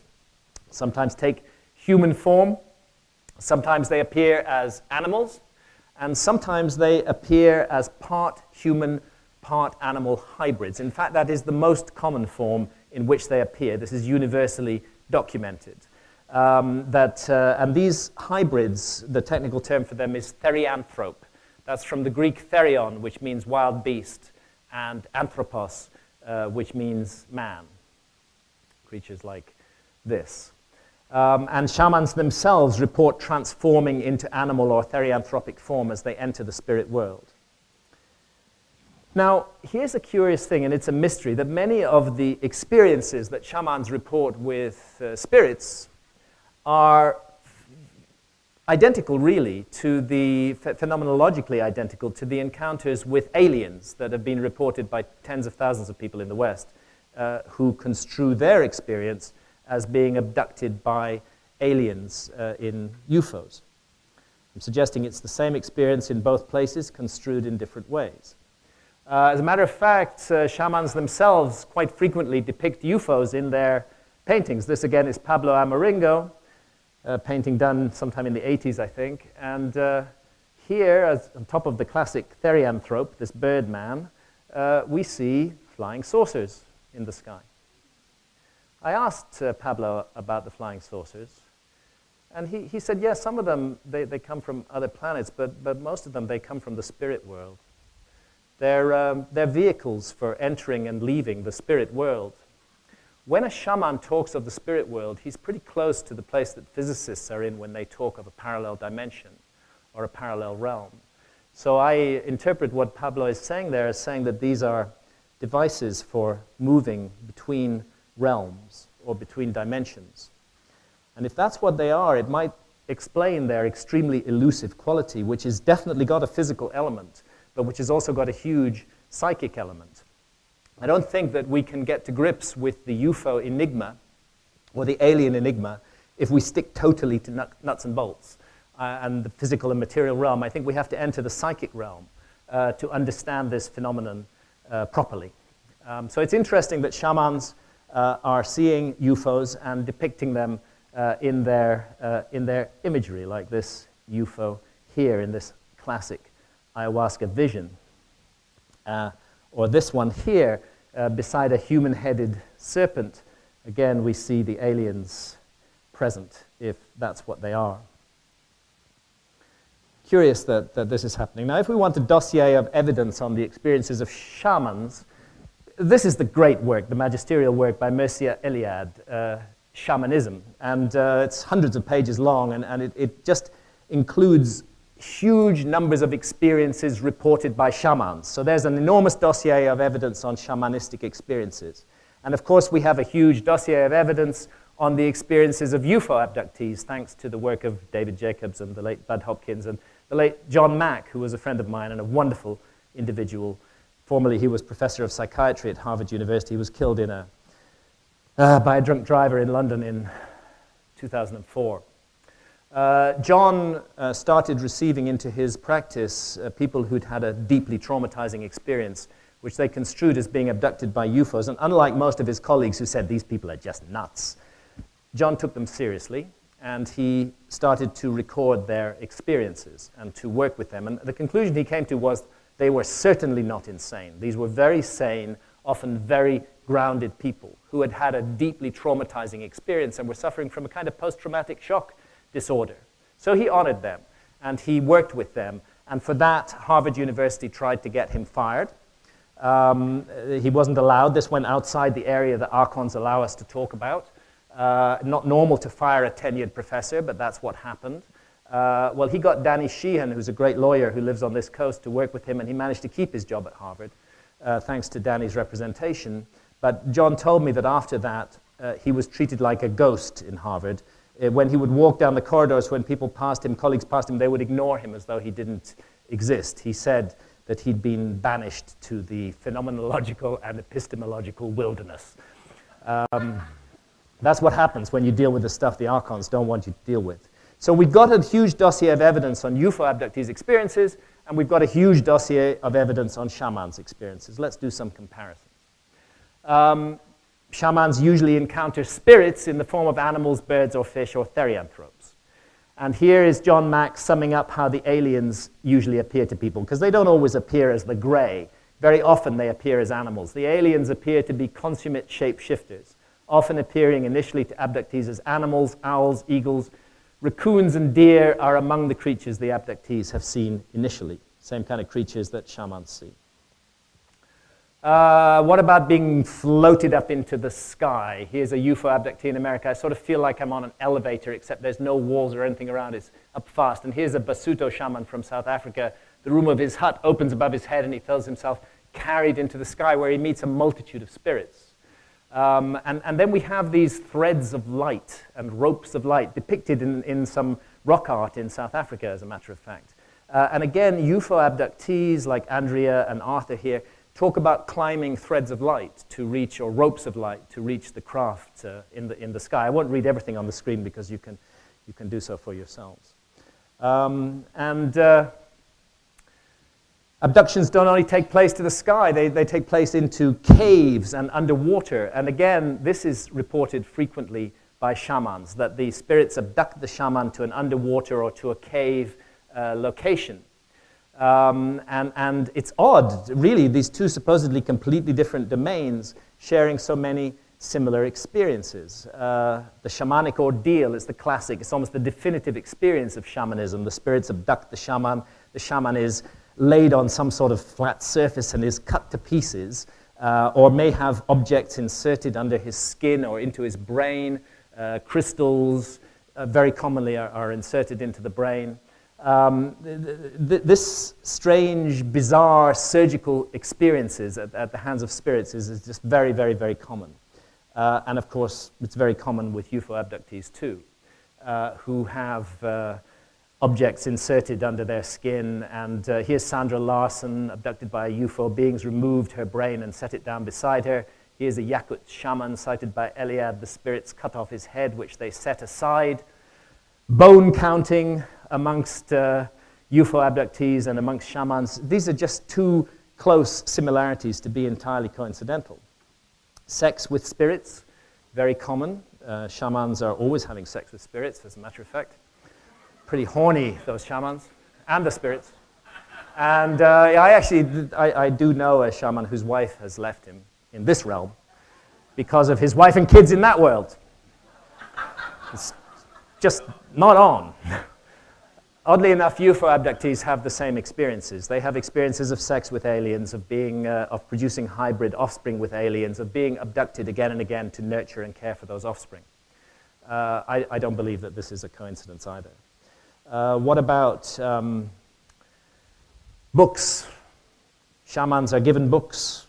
Often they may be illiterate, but suddenly they can read, but they're not allowed to take the books back to Earth by the spirits. And the same with UFO abductees. Betty Hill was given a book. She wasn't allowed to take it off the ship. And here's another one, Betty Andreasson, given a small blue book with luminous pages, but soon afterwards it disappeared. Again, very similar to the experiences of shamans. So there's two supposedly completely different unconnected domains which turn out to have astonishing similarities. Fairies and elves, what are they? A third domain. And why are they so similar to spirits and to aliens? And I want to pay tribute to Jacques Vallée here, whose 1969 book, Passport to Magonia, first drew our attention to the astonishing similarities between fairy lore and modern alien lore.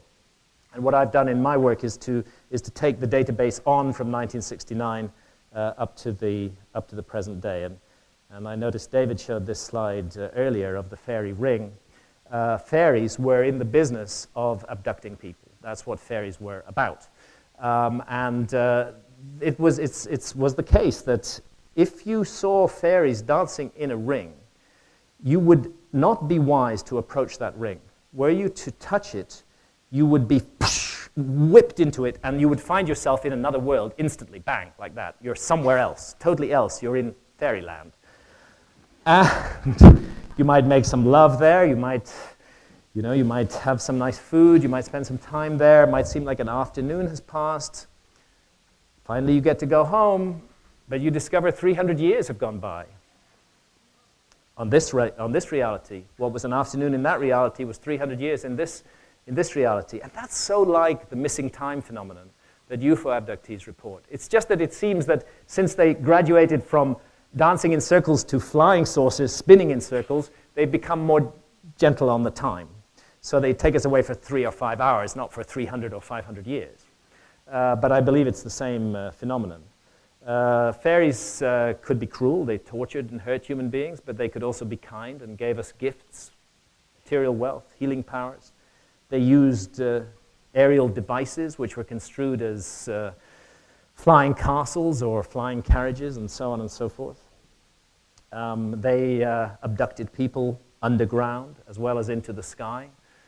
You can see some examples here, the fairies dancing in the ring, and there's the entrance to the Hollow Hills.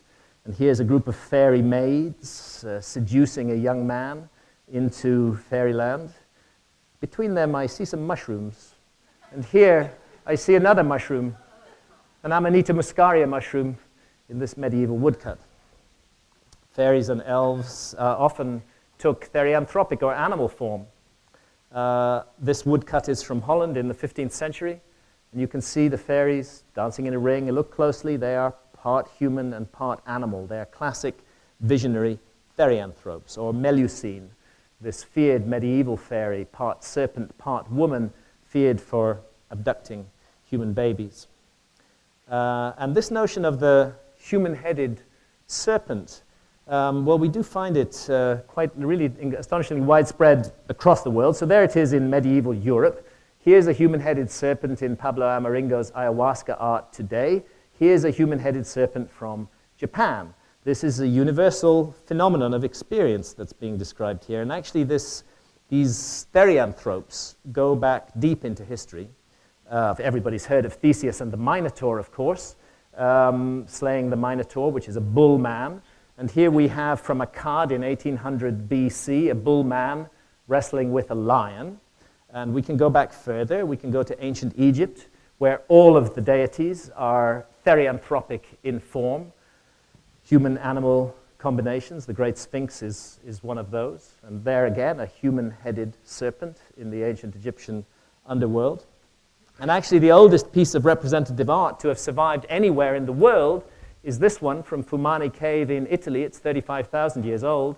And what we see is the head, the body and legs and arms of a man, but the head of some kind of horned beast, probably an auroch, a gigantic species of bull.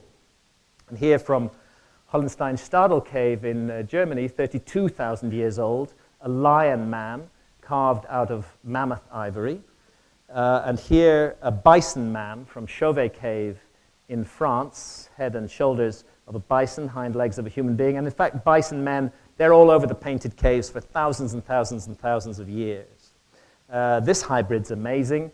They call him the sorcerer, 17,000 years old, part stag, part horse, part owl, part wolf, part human being. Where did the artist get this idea from? Not from observing daily life in this physical reality, that's for sure. These were not magical attempts to capture the soul of animals. That notion that cave art was some form of sympathetic magic, you can completely dismiss it. I go into it at length in some of my written work, but I won't bore you with the details here. Just take my word for it. It was not about magically possessing the souls of animals. Where did these ideas come from? What was the source of their inspiration? And if we pull back from this bison man, we can begin to see what's going on here. Here's the bison man, head and shoulders of a bison, hind legs of a human being, but you can see that he's actually straddling a female figure, prominent pubic triangle here. But oddly, she is headless. And yet down here, what's happening to her right arm? It's transforming into the head of a lion, like one of these lions down here. So this is an image of shape-shifting, 33,000 years old, on the walls of Chauvet Cave in France. Bison man and the woman caught in the moment of transition between a lion and a woman. Let's not pretend that this is people dressed up in skins. This is shape-shifting that's being depicted here. As it is here in South Africa. And indeed, in rock art all over the world, these themes occur again and again and again. I could give you examples from anywhere. I've seen them myself in Utah and Arizona. The same things. Human-animal combinations. Here it's antelopes humans transforming into antelopes perched on this curious zigzag. And these two figures, human bodies, these are from the Drakensberg in South Africa, they're about 8,000 years old. Human bodies, the heads are those of elands, a large species of antelope. So they're antelope-headed human bodies. This one's got two feathers growing out of his back. This one has got actually two serpents wrapped around his body, and each of those serpents has also got the head of an antelope. Pretty weird, huh? Again, you didn't see that in daily life. This is not something of this realm that's being depicted here. Because what the shamans say is that they go to the spirit world, and when they come back to this world, they depict on the rock walls what they've seen in the spirit world. And this has been brought to an academic theory now, a very good one. It's one of the very few times I find myself in agreement with archaeologists, that the specific characteristics of cave art, notably the presence of therianthropes and certain distinctive patterns, again, I don't have time to go into the details here, leave it absolutely no doubt that the cave art was an art of visions. It was a shamanic art, like Pablo Amaringo's art today. Following altered states of consciousness, they depicted on the cave walls what they had seen in those trance states. David is a professor of archaeology at the University of Witwatersrand in South Africa. His work is extremely important. I highly recommend The Mind in the Cave, which really the first time we've been studying cave art for more than 100 years. Now we finally know what it's about. It's an art of visions. It's a visionary art. And today, of course, initially David was viciously attacked by his academic colleagues, but gradually his model is just so thoroughly thought through and documented that it's now largely accepted by the mainstream. And a lot of David's work is based on work that was done with psychedelics, with human volunteers, before the war on drugs stopped that interesting research. And it's interesting that here was a volunteer. They compiled this from the experiences of many volunteers, but you see these scintillating patterns, a lot of geometry. There's a sense of passing through a vortex, emerging into a seamlessly convincing parallel world. And in that world, in Stone Age times, they saw lion men and bison men, but here was a volunteer in the 1960s under the influence of mescaline, and what he saw was a man in a business suit with the head of a fox. Essentially, the same thing is going on. It's being construed through our cultural spectacles, but the same visionary experience is being had, and it's being had in a deeply altered state of consciousness. So we can say that altered states of consciousness were fundamental to the cave art, and the final proof of this came in March 2011, when this cave was discovered, in which we find not only the cave art, but also a clear representation of Psilocybe hispanica, which is an ancient hallucinogenic mushroom species grown in Europe since the beginning of time. I call this 6 million years of boredom. That is the human family tree. It was astonishingly, our ancestors were astonishingly dull for a very, very, very long time. And you really wouldn't have found them interesting to talk to. They didn't invent stone tools until 2.5 million years ago. Here it is, the Oldowan stone tool tradition. Once they'd invented it, they stuck with it without change for the next 1 million years. Not a single change was introduced. This tells us two things: that they are passing down cultural knowledge, and that they are incredibly rigid and locked into a framework. They've created a technology, and they are going to stick with it, come what may. Familiar to us today? We are very, very heavily dependent on our technology. We think it's the best thing in the world, but we see lots of superficial changes, but are there real big changes taking place under the surface? And then when the change was introduced, the Aetulian stone tool tradition, well, it stuck for 1 million years too, till about 250,000 years ago or less. About 200,000 years ago, this is mainstream stuff. We can take issue with it, but for the purposes of this discussion, let's say they've done some pretty thorough research around the world, and so far the oldest definite anatomically modern human skeleton that has been found anywhere in the world is 195,000 years old, just slightly less than 200,000 years old. So when we back 1.5 million years ago, they were not anatomically modern. But by 200,000 years ago, our ancestors looked just like us. Their brains were just as big as ours. They were us in every sense. You could pass them in the subway, you wouldn't notice any difference. But their behavior was stuck back in this set. They were stuck back in this. There was hardly any behavioral change when anatomical modernity appeared. And then suddenly, as though a light has been switched on all over the world, somewhere after 40,000 years ago, this happens. The incredible cave art just bursts out. Our ancestors become symbolic. They make this amazing imagery. It's an incredible privilege to visit the painted caves. There are 300 painted caves in southern Europe. 30 of them are open to the public. If you get a chance, go. They are the most amazing underground cathedrals in places of incredible atmosphere and power.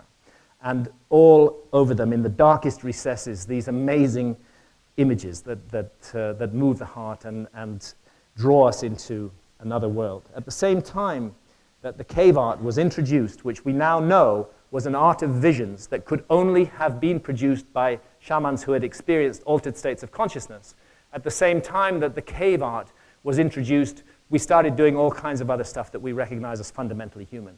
We started burying our dead with grave goods, food and water.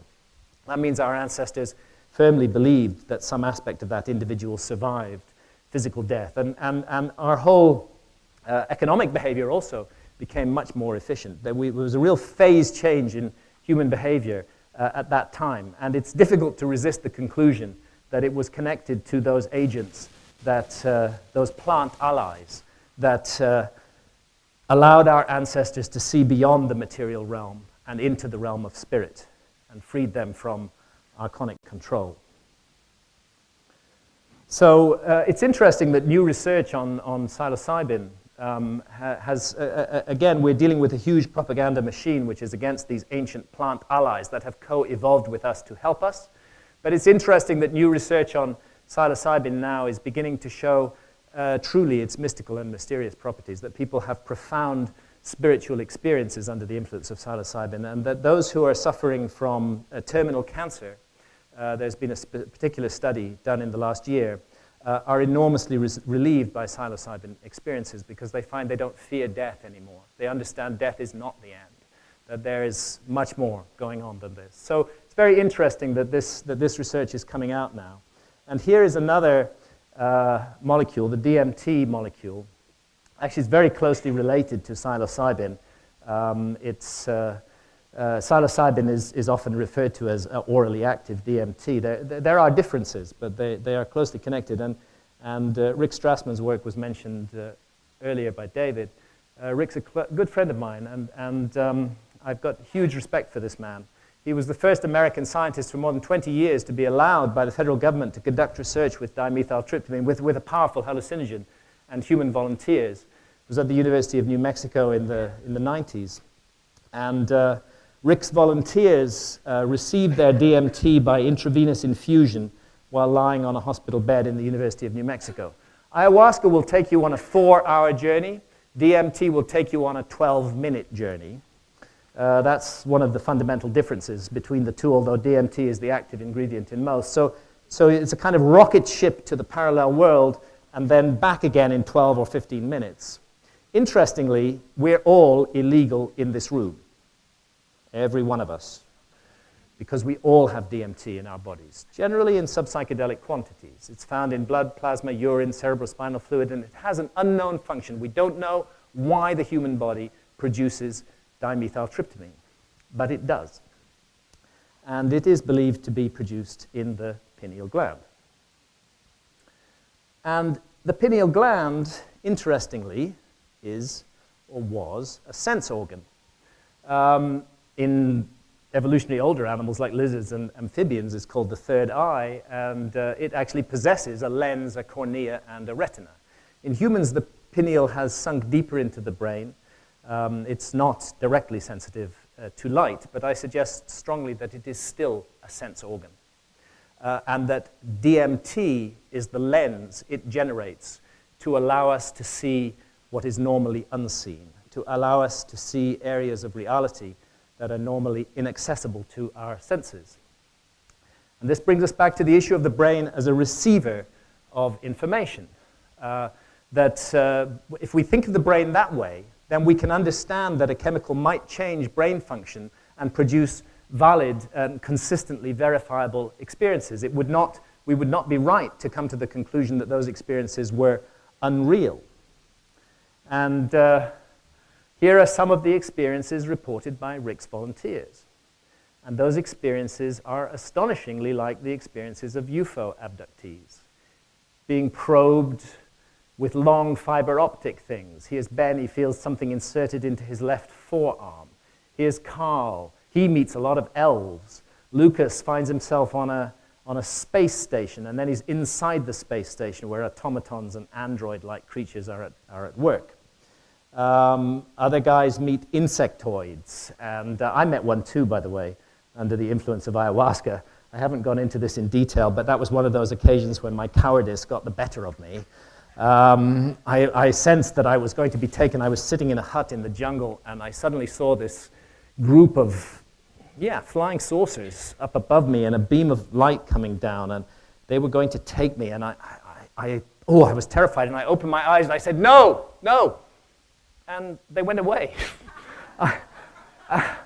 I regretted that so much. I've never had the experience again. I wish I'd said, yes, yes, take me.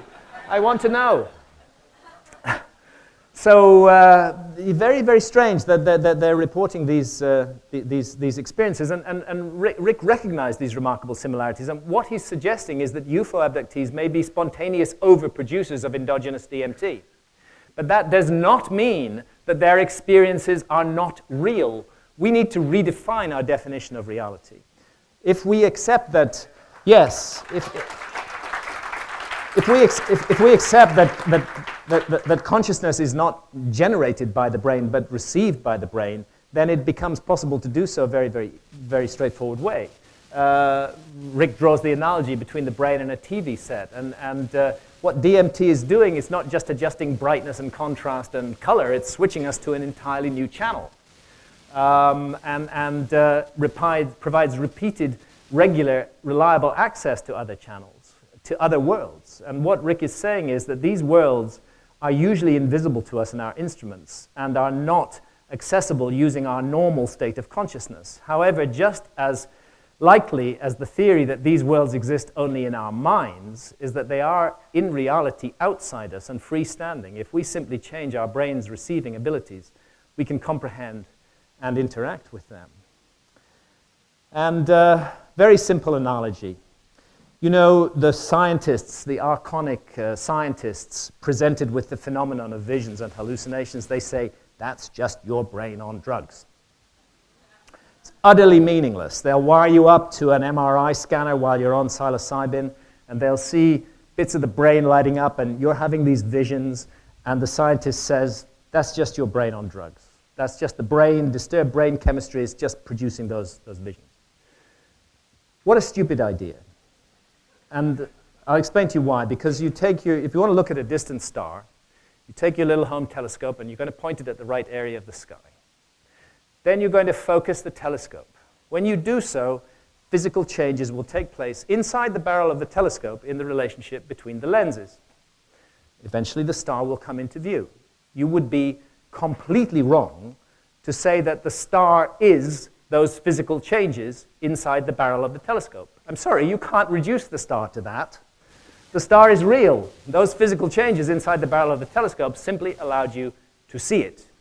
That's the suggestion with dimethyltryptamine in the human brain. Yes, physical changes are taking place in the brain, but they are taking place to allow you to see what you normally cannot see. It's like a lens or an instrument applied to the brain.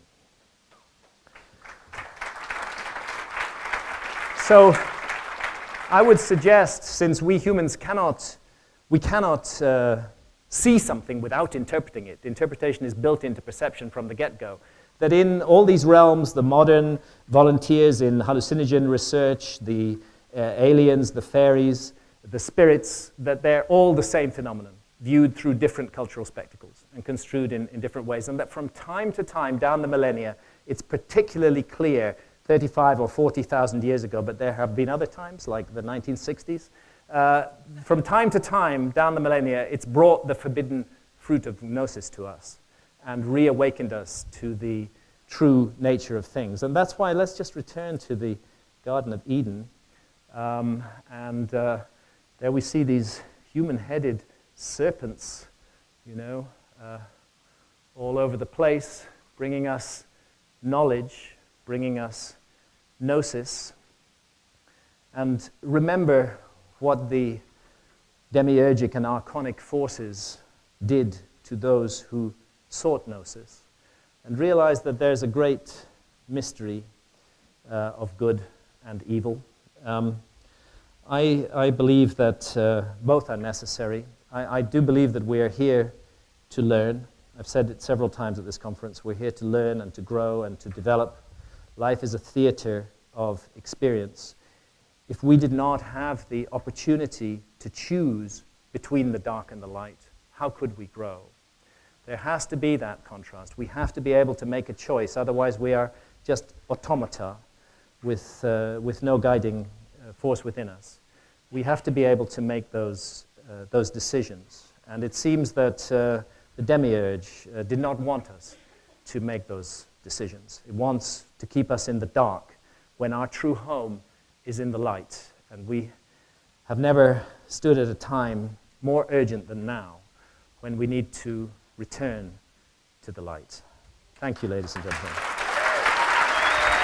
Thank you. Thank you. Thank you. Thank you. Thank you. Thank you. Thank you. Thank you very much. Thank you.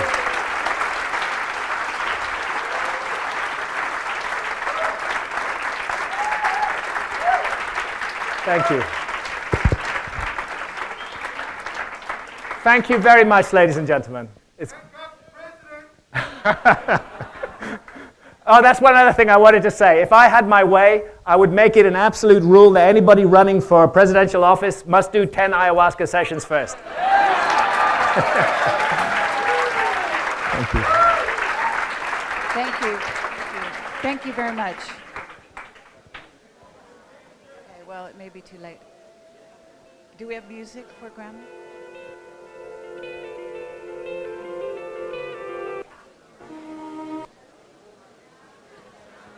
Thank you very much, Graham. Thank you. 1, 2, 3, 1, 2, 3. 1, 2, 3, 1, 2, 3. 1, 2, 3, 1, 2, 3. Okay, thank you very much, everyone. This is the close of Awake and Aware 2011. I value your presence. Thank you very much for coming, lending your imaginations and your love to our gathering. It's wonderful. Thank you very much, Graham Hancock, for your contribution and for your wisdom and your insight.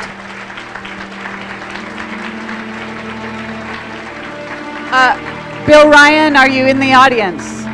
Please join me to say goodbye to everyone and to thank everyone that has helped in this amazing endeavor. It's actually 6 months of work have gone into this with volunteers in the true Camelot spirit, and I want to thank every one of them. It is not always easy to do so. We're trying to get a list of names typed up, believe it or not. It's a bit late. But this kind of thing has been, they've been so busy doing everything under the sun that it's almost impossible to get all the names. Let me say at this time, thank you very much, Tommy Hansen. He has been the technical director with very...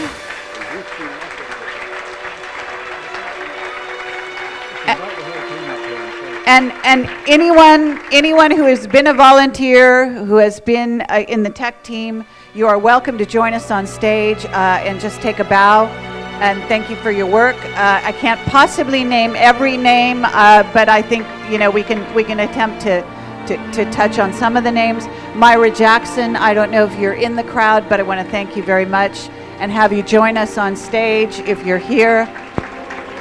Myra Jackson is our conference organizer. Please join us on stage if you help. Even a camera crew, if you're able to. I want to thank everyone. Yes. Ted, I want to thank Ted Durain. Ted and Wendy have made DVDs. The DVDs should be in the lobby for sale. Thank you very much. The team members, if you haven't made it to the stage, please come onto the stage. Is Myra Jackson around? Is anybody able to find her? Mary Jane Banks, are you here? Wonderful. Thank you. Thank you very much. Some of these people, I'd like to just pass the mic along if you don't mind, and let people say their names. Dan Bender is still behind the camera working tirelessly.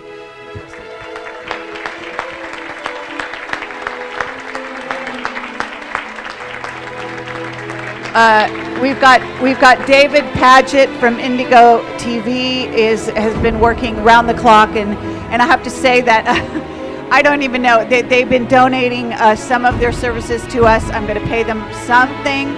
I don't know if I can afford them. They usually work with Hollywood. I mean, I don't even know why he came forward. He loved Camelot and he wanted to help us out. So Indigo TV, thank you so much.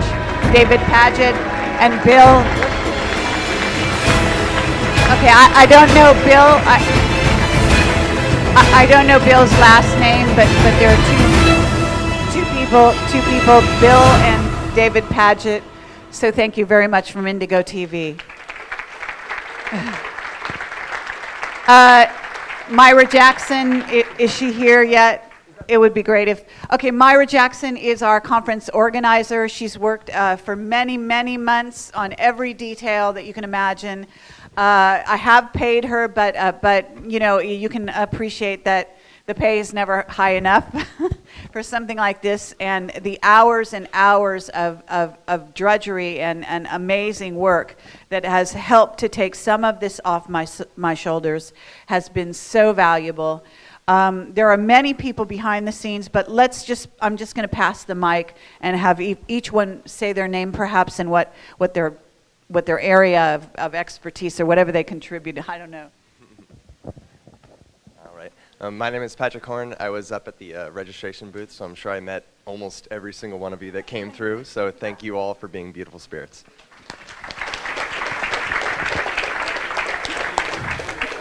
My name is Cameron, and I'm going to school to learn about eco-psychology and the human adventure back to nature. And I think all of you are amazing. Thanks. My name's Peter, and I was helping with the AV work. I'm Michelle, and I did speaker support and volunteer coordination. I was very honored to work with such an awesome group of people. Thank you.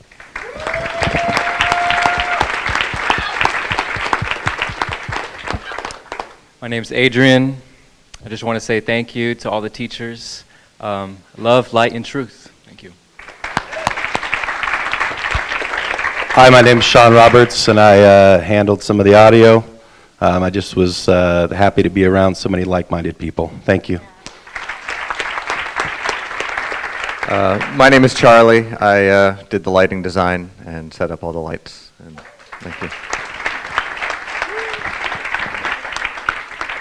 Hi, well, I'm Tommy.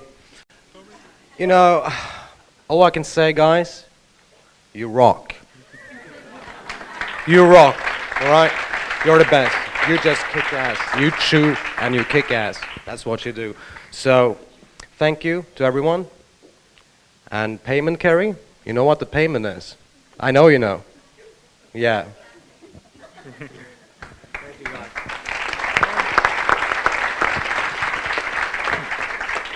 Hi, I'm Jerry. I was doing a lot of the audio up here, and I just want to say it's a privilege and honor to be here with everyone today, be a part of this, and rise and shine with everyone to our true being.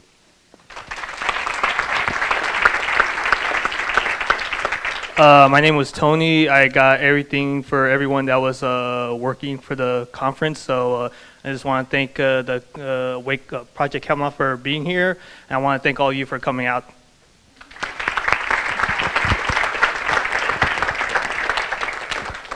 My name is Nina Dolwani, and I helped with registration and the PR for the event.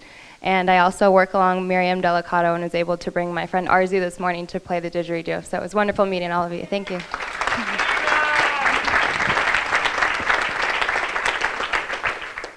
The name is Bones, and I'm the one that stopped you from going outside the doors.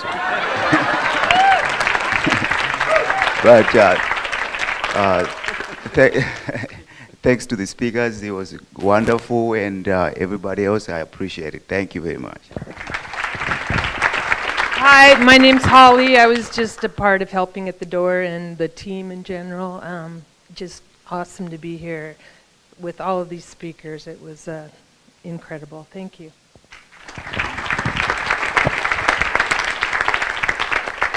Yes, my name is Perry Bradford Carl. I've done a lot of custom artwork and shows throughout the years in different places in Vegas and Oceanside, and a lot of these folks up here I've kept up with on the radio and read some of their books. This has been fun to be a part of it.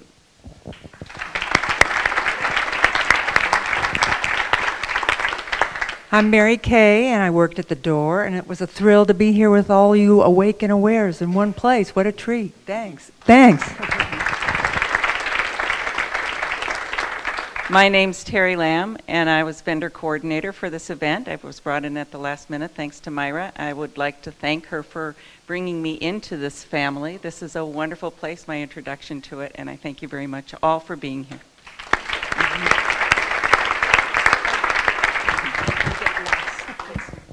I'm Mary Jane Banks. I was very happy to help with registrations and basically anywhere else somebody needed some help. And it was lovely to get to meet so many of you and be part of Awake and Aware 2011. Thank you.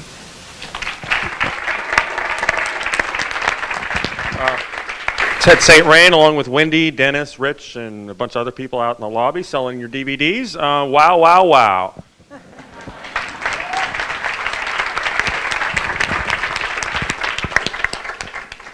Last but not least, ladies and gentlemen, I just want to say that while Kerry Cassidy and I jointly envisioned, founded, and created Project Camelot 5.5 long years ago, and we've had an unforgettable journey together, and one of these days we really are going to finish that book. This conference was nothing to do with me whatsoever. I did not envision it. This was Kerry's vision. This is Kerry's creation. This was her manifestation, and I want you to give a round of applause to Kerry Cassidy.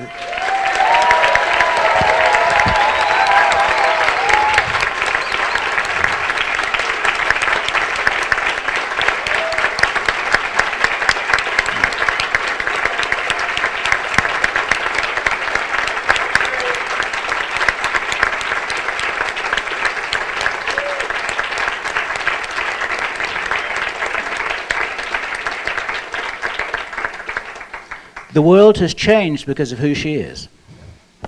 Thank you, and likewise, Bill Ryan, thank you very much. And Project Camelot. And Project Camelot, when we say Project Camelot, might as well use this opportunity to say a couple thank yous to people that have helped us throughout the time. Because I want to say that, that actually Project Camelot has always been our whistleblowers first and foremost, so we want to thank them for their service to humanity.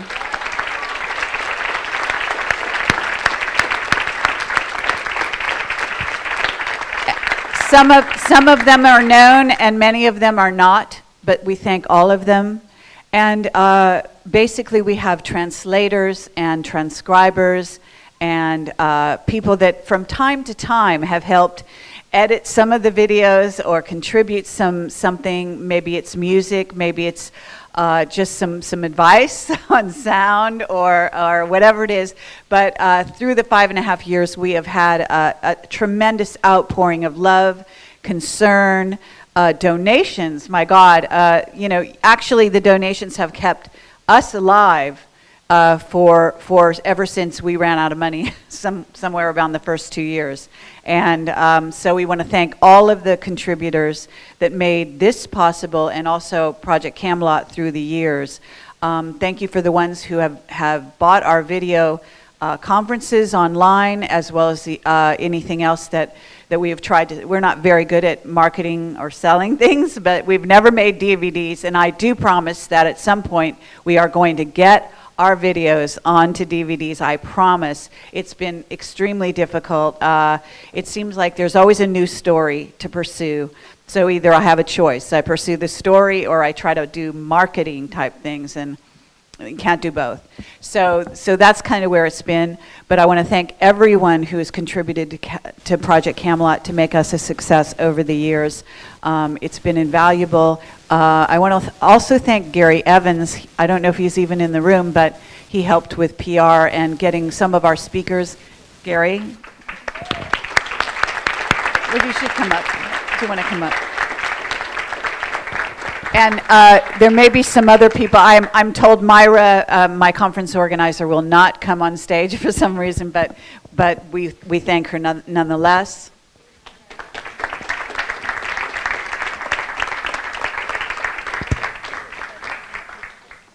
Yes. Christopher, where are you? We have this, well, what do you call him? A marketing guru. His name is Christopher.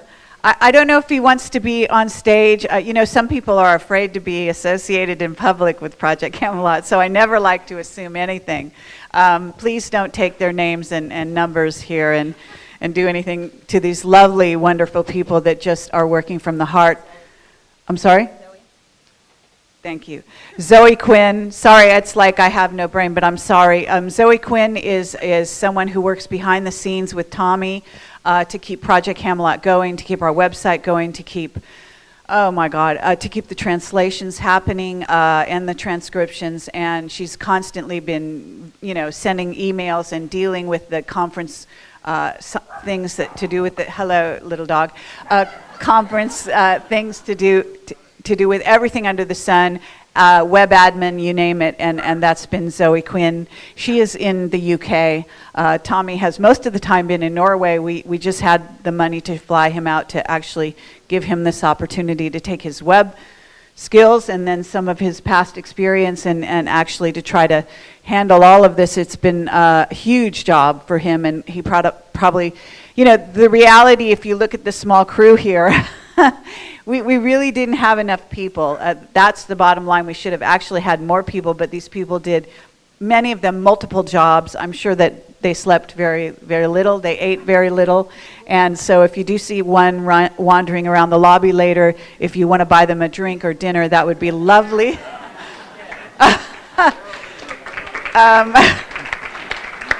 And Christopher, the marketing guru who kind of came on at the last minute and helped us because we've got no clue how to like do those marketing, kind of send out the words through Google and all this kind of thing. And he really stepped up at a moment and really helped us at the last gasp to get the word out that this conference was happening. And so thank you so much, Christopher, for your contribution in that way. I hope I'm not forgetting anyone. You know, I want to thank Kay Shepard and Lori Lynn for helping behind the scenes in ways that can't be measured. I'm sure there are millions of others that I can't even think of at this moment. And so I guess I'm just going to say thank you. And if there's anyone that wants to come and grab the mic for the moment and say anything. Damaris. Do you say her name Damaris? Damaris. Where is she? Damaris. Oh my God, she's typing a list of these people. No, Damaris has been absolutely invaluable. She's wandering around. She's working right now, and she's. She does what? All she cares about. Okay, so she's out by the door typing on a computer, I'm sure. So I guess all she cares about is the photo with you. And I totally understand. But at any rate, we want to thank every one of you for coming, for the contributions you've made to Camelot through the years, if you're one of those people. And thank you so much. If you're new to the scene, if you're newly awake and aware, then welcome. And please spread the word and you know, keep on coming. Project Camelot will continue. Project Avalon is also a viable concern, and this is what Bill has really been emphasizing and doing his interviews on. And we want to thank Jordan Maxwell as well, although he wasn't able to actually feel well enough to join us on stage. We love the work of Jordan Maxwell, and we honor it as well. So thank you very much again. Thank you for all the speakers for your wonderful contribution. What can I say? Have a great night.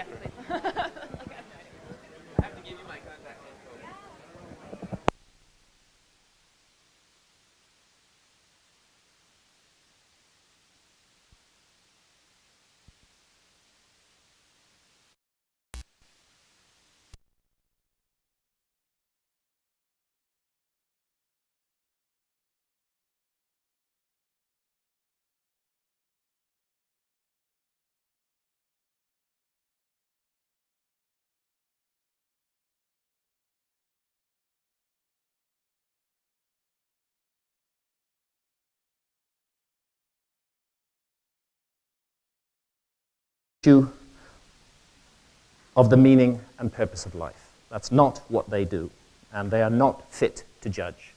If we want really to get to grips with this mystery, we need to go to the masters of that, to the ancient Egyptians, who put their best minds to work for 3,000 years, considering nothing other than this. What happens to us when we die, and how do we prepare for that moment? And you can see it in the majestic art and architecture of the ancient Egyptians. And here we see the goddess Isis feeding Ankh, immortal life, to Pharaoh Seti I. Of course, everyone is, please do switch the mobile phone off. Everyone is familiar with the Ankh symbol. And it's a symbol that is meaningfully found all over Egypt. Now, the ancient Egyptian notion of reality and our place in the scheme of things is all connected to the idea of Osiris. And as Richard Hoagland mentioned yesterday, this is work that Robert Boval and I have worked on together for many, many years. There was a time in the ancient Egyptian tradition called Zep Tepi, the first time.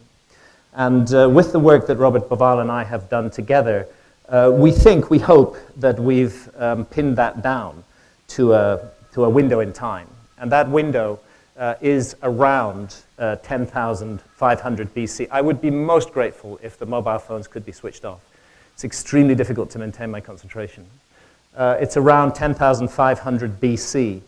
And I'm not going to go into all the details of this, but we've done it on the basis of astronomy. And there's a very curious situation at the spring equinox in 10,500 BC when the Sphinx gazes at her own celestial counterpart in the sky, when Orion lies due south of the pyramids in exactly the same pattern as the pyramids, and the constellation of Draco and the little bear we see on the northern horizon. This is the astronomical definition of the first time. Loch Osiris, due south. Loch Leo, due east. At the moment the sun rises, and you have the definition of the first time. And because of this precessional wobble on the Earth's axis and of excellent computer software today, we can recreate the ancient skies and know exactly how they looked above Egypt at any time in the last 30,000 years. And this time, 10,500 BC, sings out like a strong voice, pay attention to me. They're trying to draw our attention to that date. And it's interesting with the story of Osiris, who is murdered by his rival Set and his 72 co-conspirators. The number 72 is always found when precession is involved, and his body's hacked into pieces and is reassembled and revivified through the magic power of Isis, his consort. And there's a very curious thing, a kind of rebirth symbolism involved in this, or a new birth symbolism, because something very odd has happened to the sky in the last 12,500 years, which is half of a precessional cycle. Back in the spring equinox in 10,500 BC. Later on, I read Fingerprints of the Gods when it first came out. It blew me away. I'm privileged to be with him on stage here. I never thought that would ever happen. I'm delighted to have someone whose accent I can understand. Thank you. I'll use the lav mic. Thank you. Just before I start, is this the default mode with the lights? Are they going to come down? Because it's a bit like an interrogation at the moment. Oh, blessings, blessings. I would like to start with one minute of silence. There is so much sadness in the world, and let's just put ourselves into the places of people less privileged than ourselves.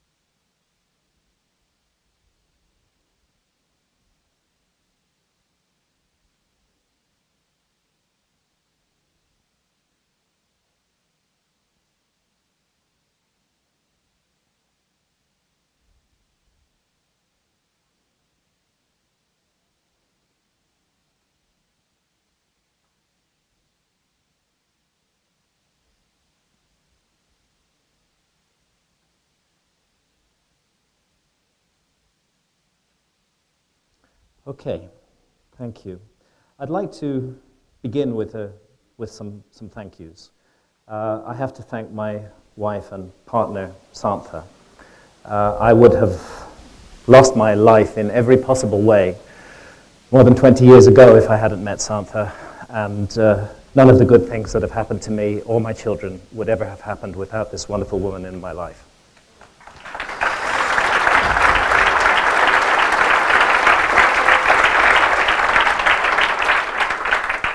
I'd like to thank everybody in the audience today. As I've been walking through the corridors of this hotel, again and again, good people have come to me and said kind things to me. Thank you for that kindness. You've raised my spirits and raised my heart. Thank you, thank you, thank you.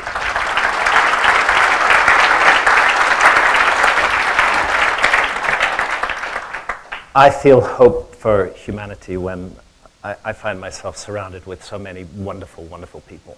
Thank you. And, of course, I'd like to thank Kerry and Bill for the amazing job that they've done in putting this incredible conference together.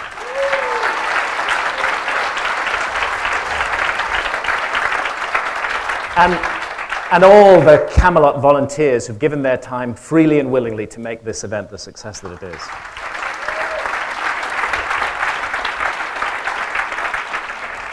There's so much good energy here today.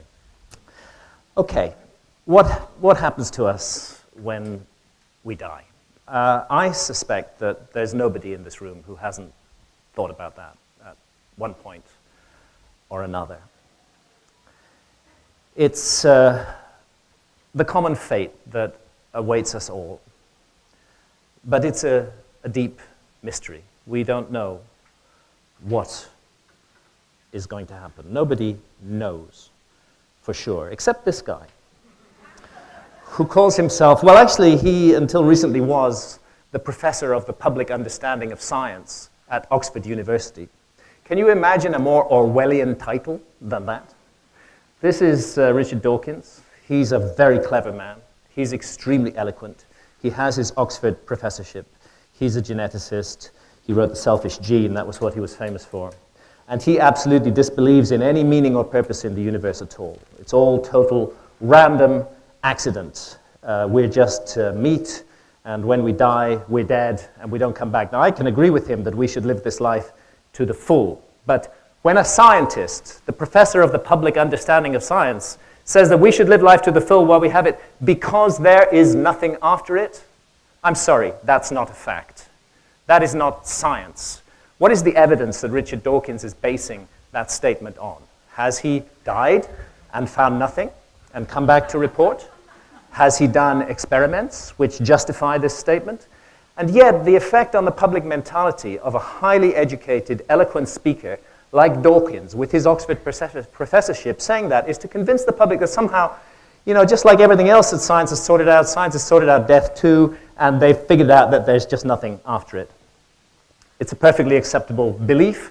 As a matter of fact, I would say that this is Richard Dawkins' religion.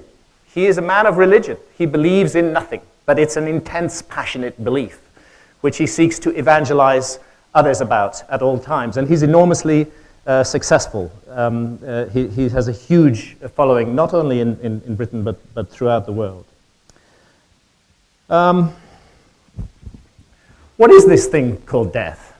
Well, there's a widely used legal definition of death, and that is complete cessation of brain function as evidenced by absence of brainwave activity on an electroencephalogram. Well, good, but sorry, we are not our brains. I think when we ask ourselves, who am I? Fundamentally, we are our consciousness. And the brain and consciousness may not be quite the same thing. We know it's involved with consciousness because you can affect and damage consciousness if damage is done to the brain. We know it's involved in consciousness in some way, but it's not absolutely clear how the brain is involved with consciousness. And as a matter of fact, if any scientist tells you that they know the answer to that, I'm sorry, they are lying. It is not true. They do not know. Here's one model. It's pretty much the model of mainstream science, that the brain makes consciousness the way a factory makes cars. The brain is a generator of consciousness.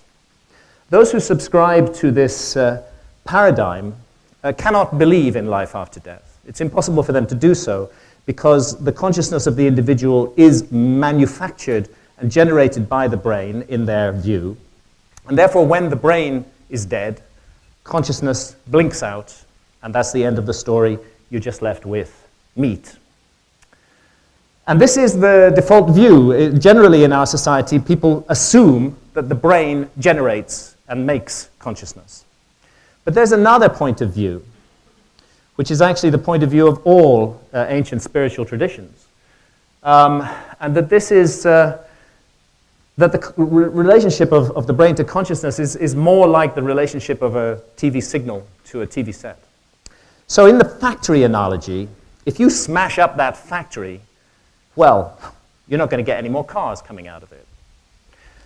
But in the TV analogy, if you take a brick and throw it through your TV screen, which might be a very good thing to do, the TV signal is still going to be there. The TV signal goes on. The TV signal is simply manifesting through. It is being brought through by the receiver. So is it possible that the brain is a receiver of consciousness? That's what all ancient traditions say. They say that we incarnate in these bodies, but we are not these bodies. These bodies are a place for us to come and experience this reality. And I think that we need to consider this possibility more and more closely as time goes on. And just as we're letting go of all kinds of old concepts in physics, we need to let go of this notion that the brain makes consciousness.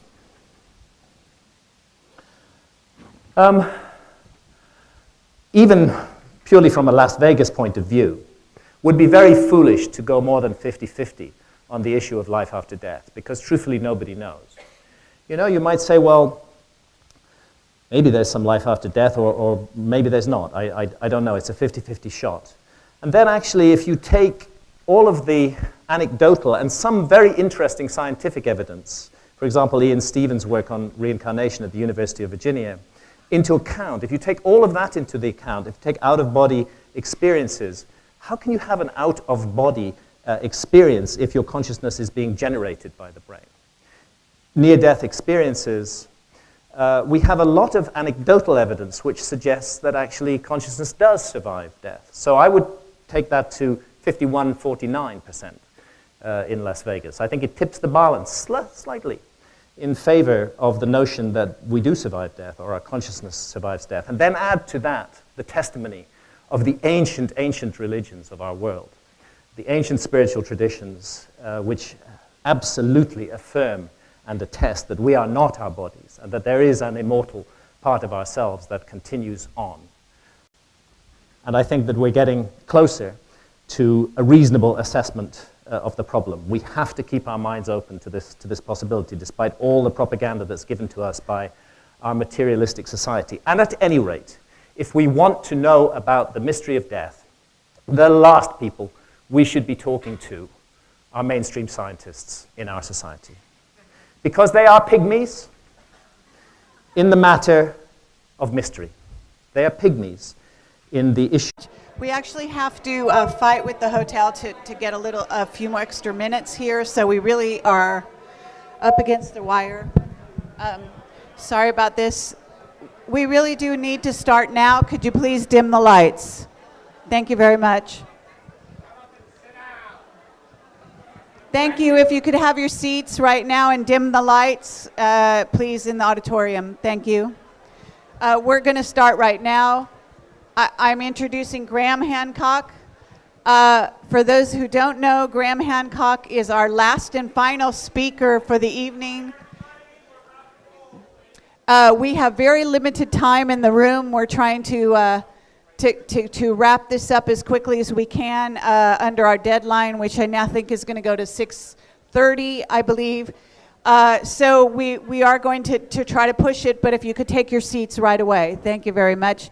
I am very proud to welcome Graham Hancock on the stage at Awake and Aware 2011. It's very exciting for us to have Graham among us. I interviewed him a couple of years ago here in Los Angeles. Many of you will have seen my interview with him.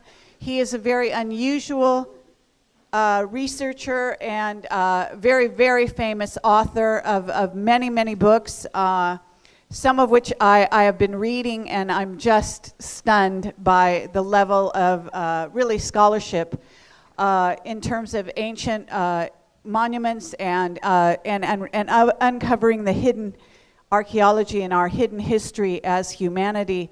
Really, really stunning research, and Santha, his partner in crime, as it were, has taken some underwater photographs and photographs around the world on his trips, which are absolutely stunning, and I would love to see an exhibit of all your photographs sometime, Santha. I hope that I'll be lucky enough to do that. I was also in South Africa with Graham Hancock and saw him speak there. I have to say, you're in for a treat. Let's just say that he is one of those rare individuals who can go from the, let me get this straight, the left side of the brain to the right, and actually do it with grace. And he will kind of take you on that journey yourself during this wonderful presentation that I'm sure he's about to give. I'm not going to say too much more, although I'd love to talk about him for quite some length. I will say that he is a fearless journeyer into the area of consciousness, and we have not got enough of those kinds of people out there in humanity at this time, someone who's willing to put his entire career on the line in order to investigate and go into the far reaches of consciousness and see what is there and what is to be gained. Also to go into the feminine, even you might say the divine feminine, in ways in which most men fear to tread. So without further ado, Graham Hancock. And Bill, do you have something?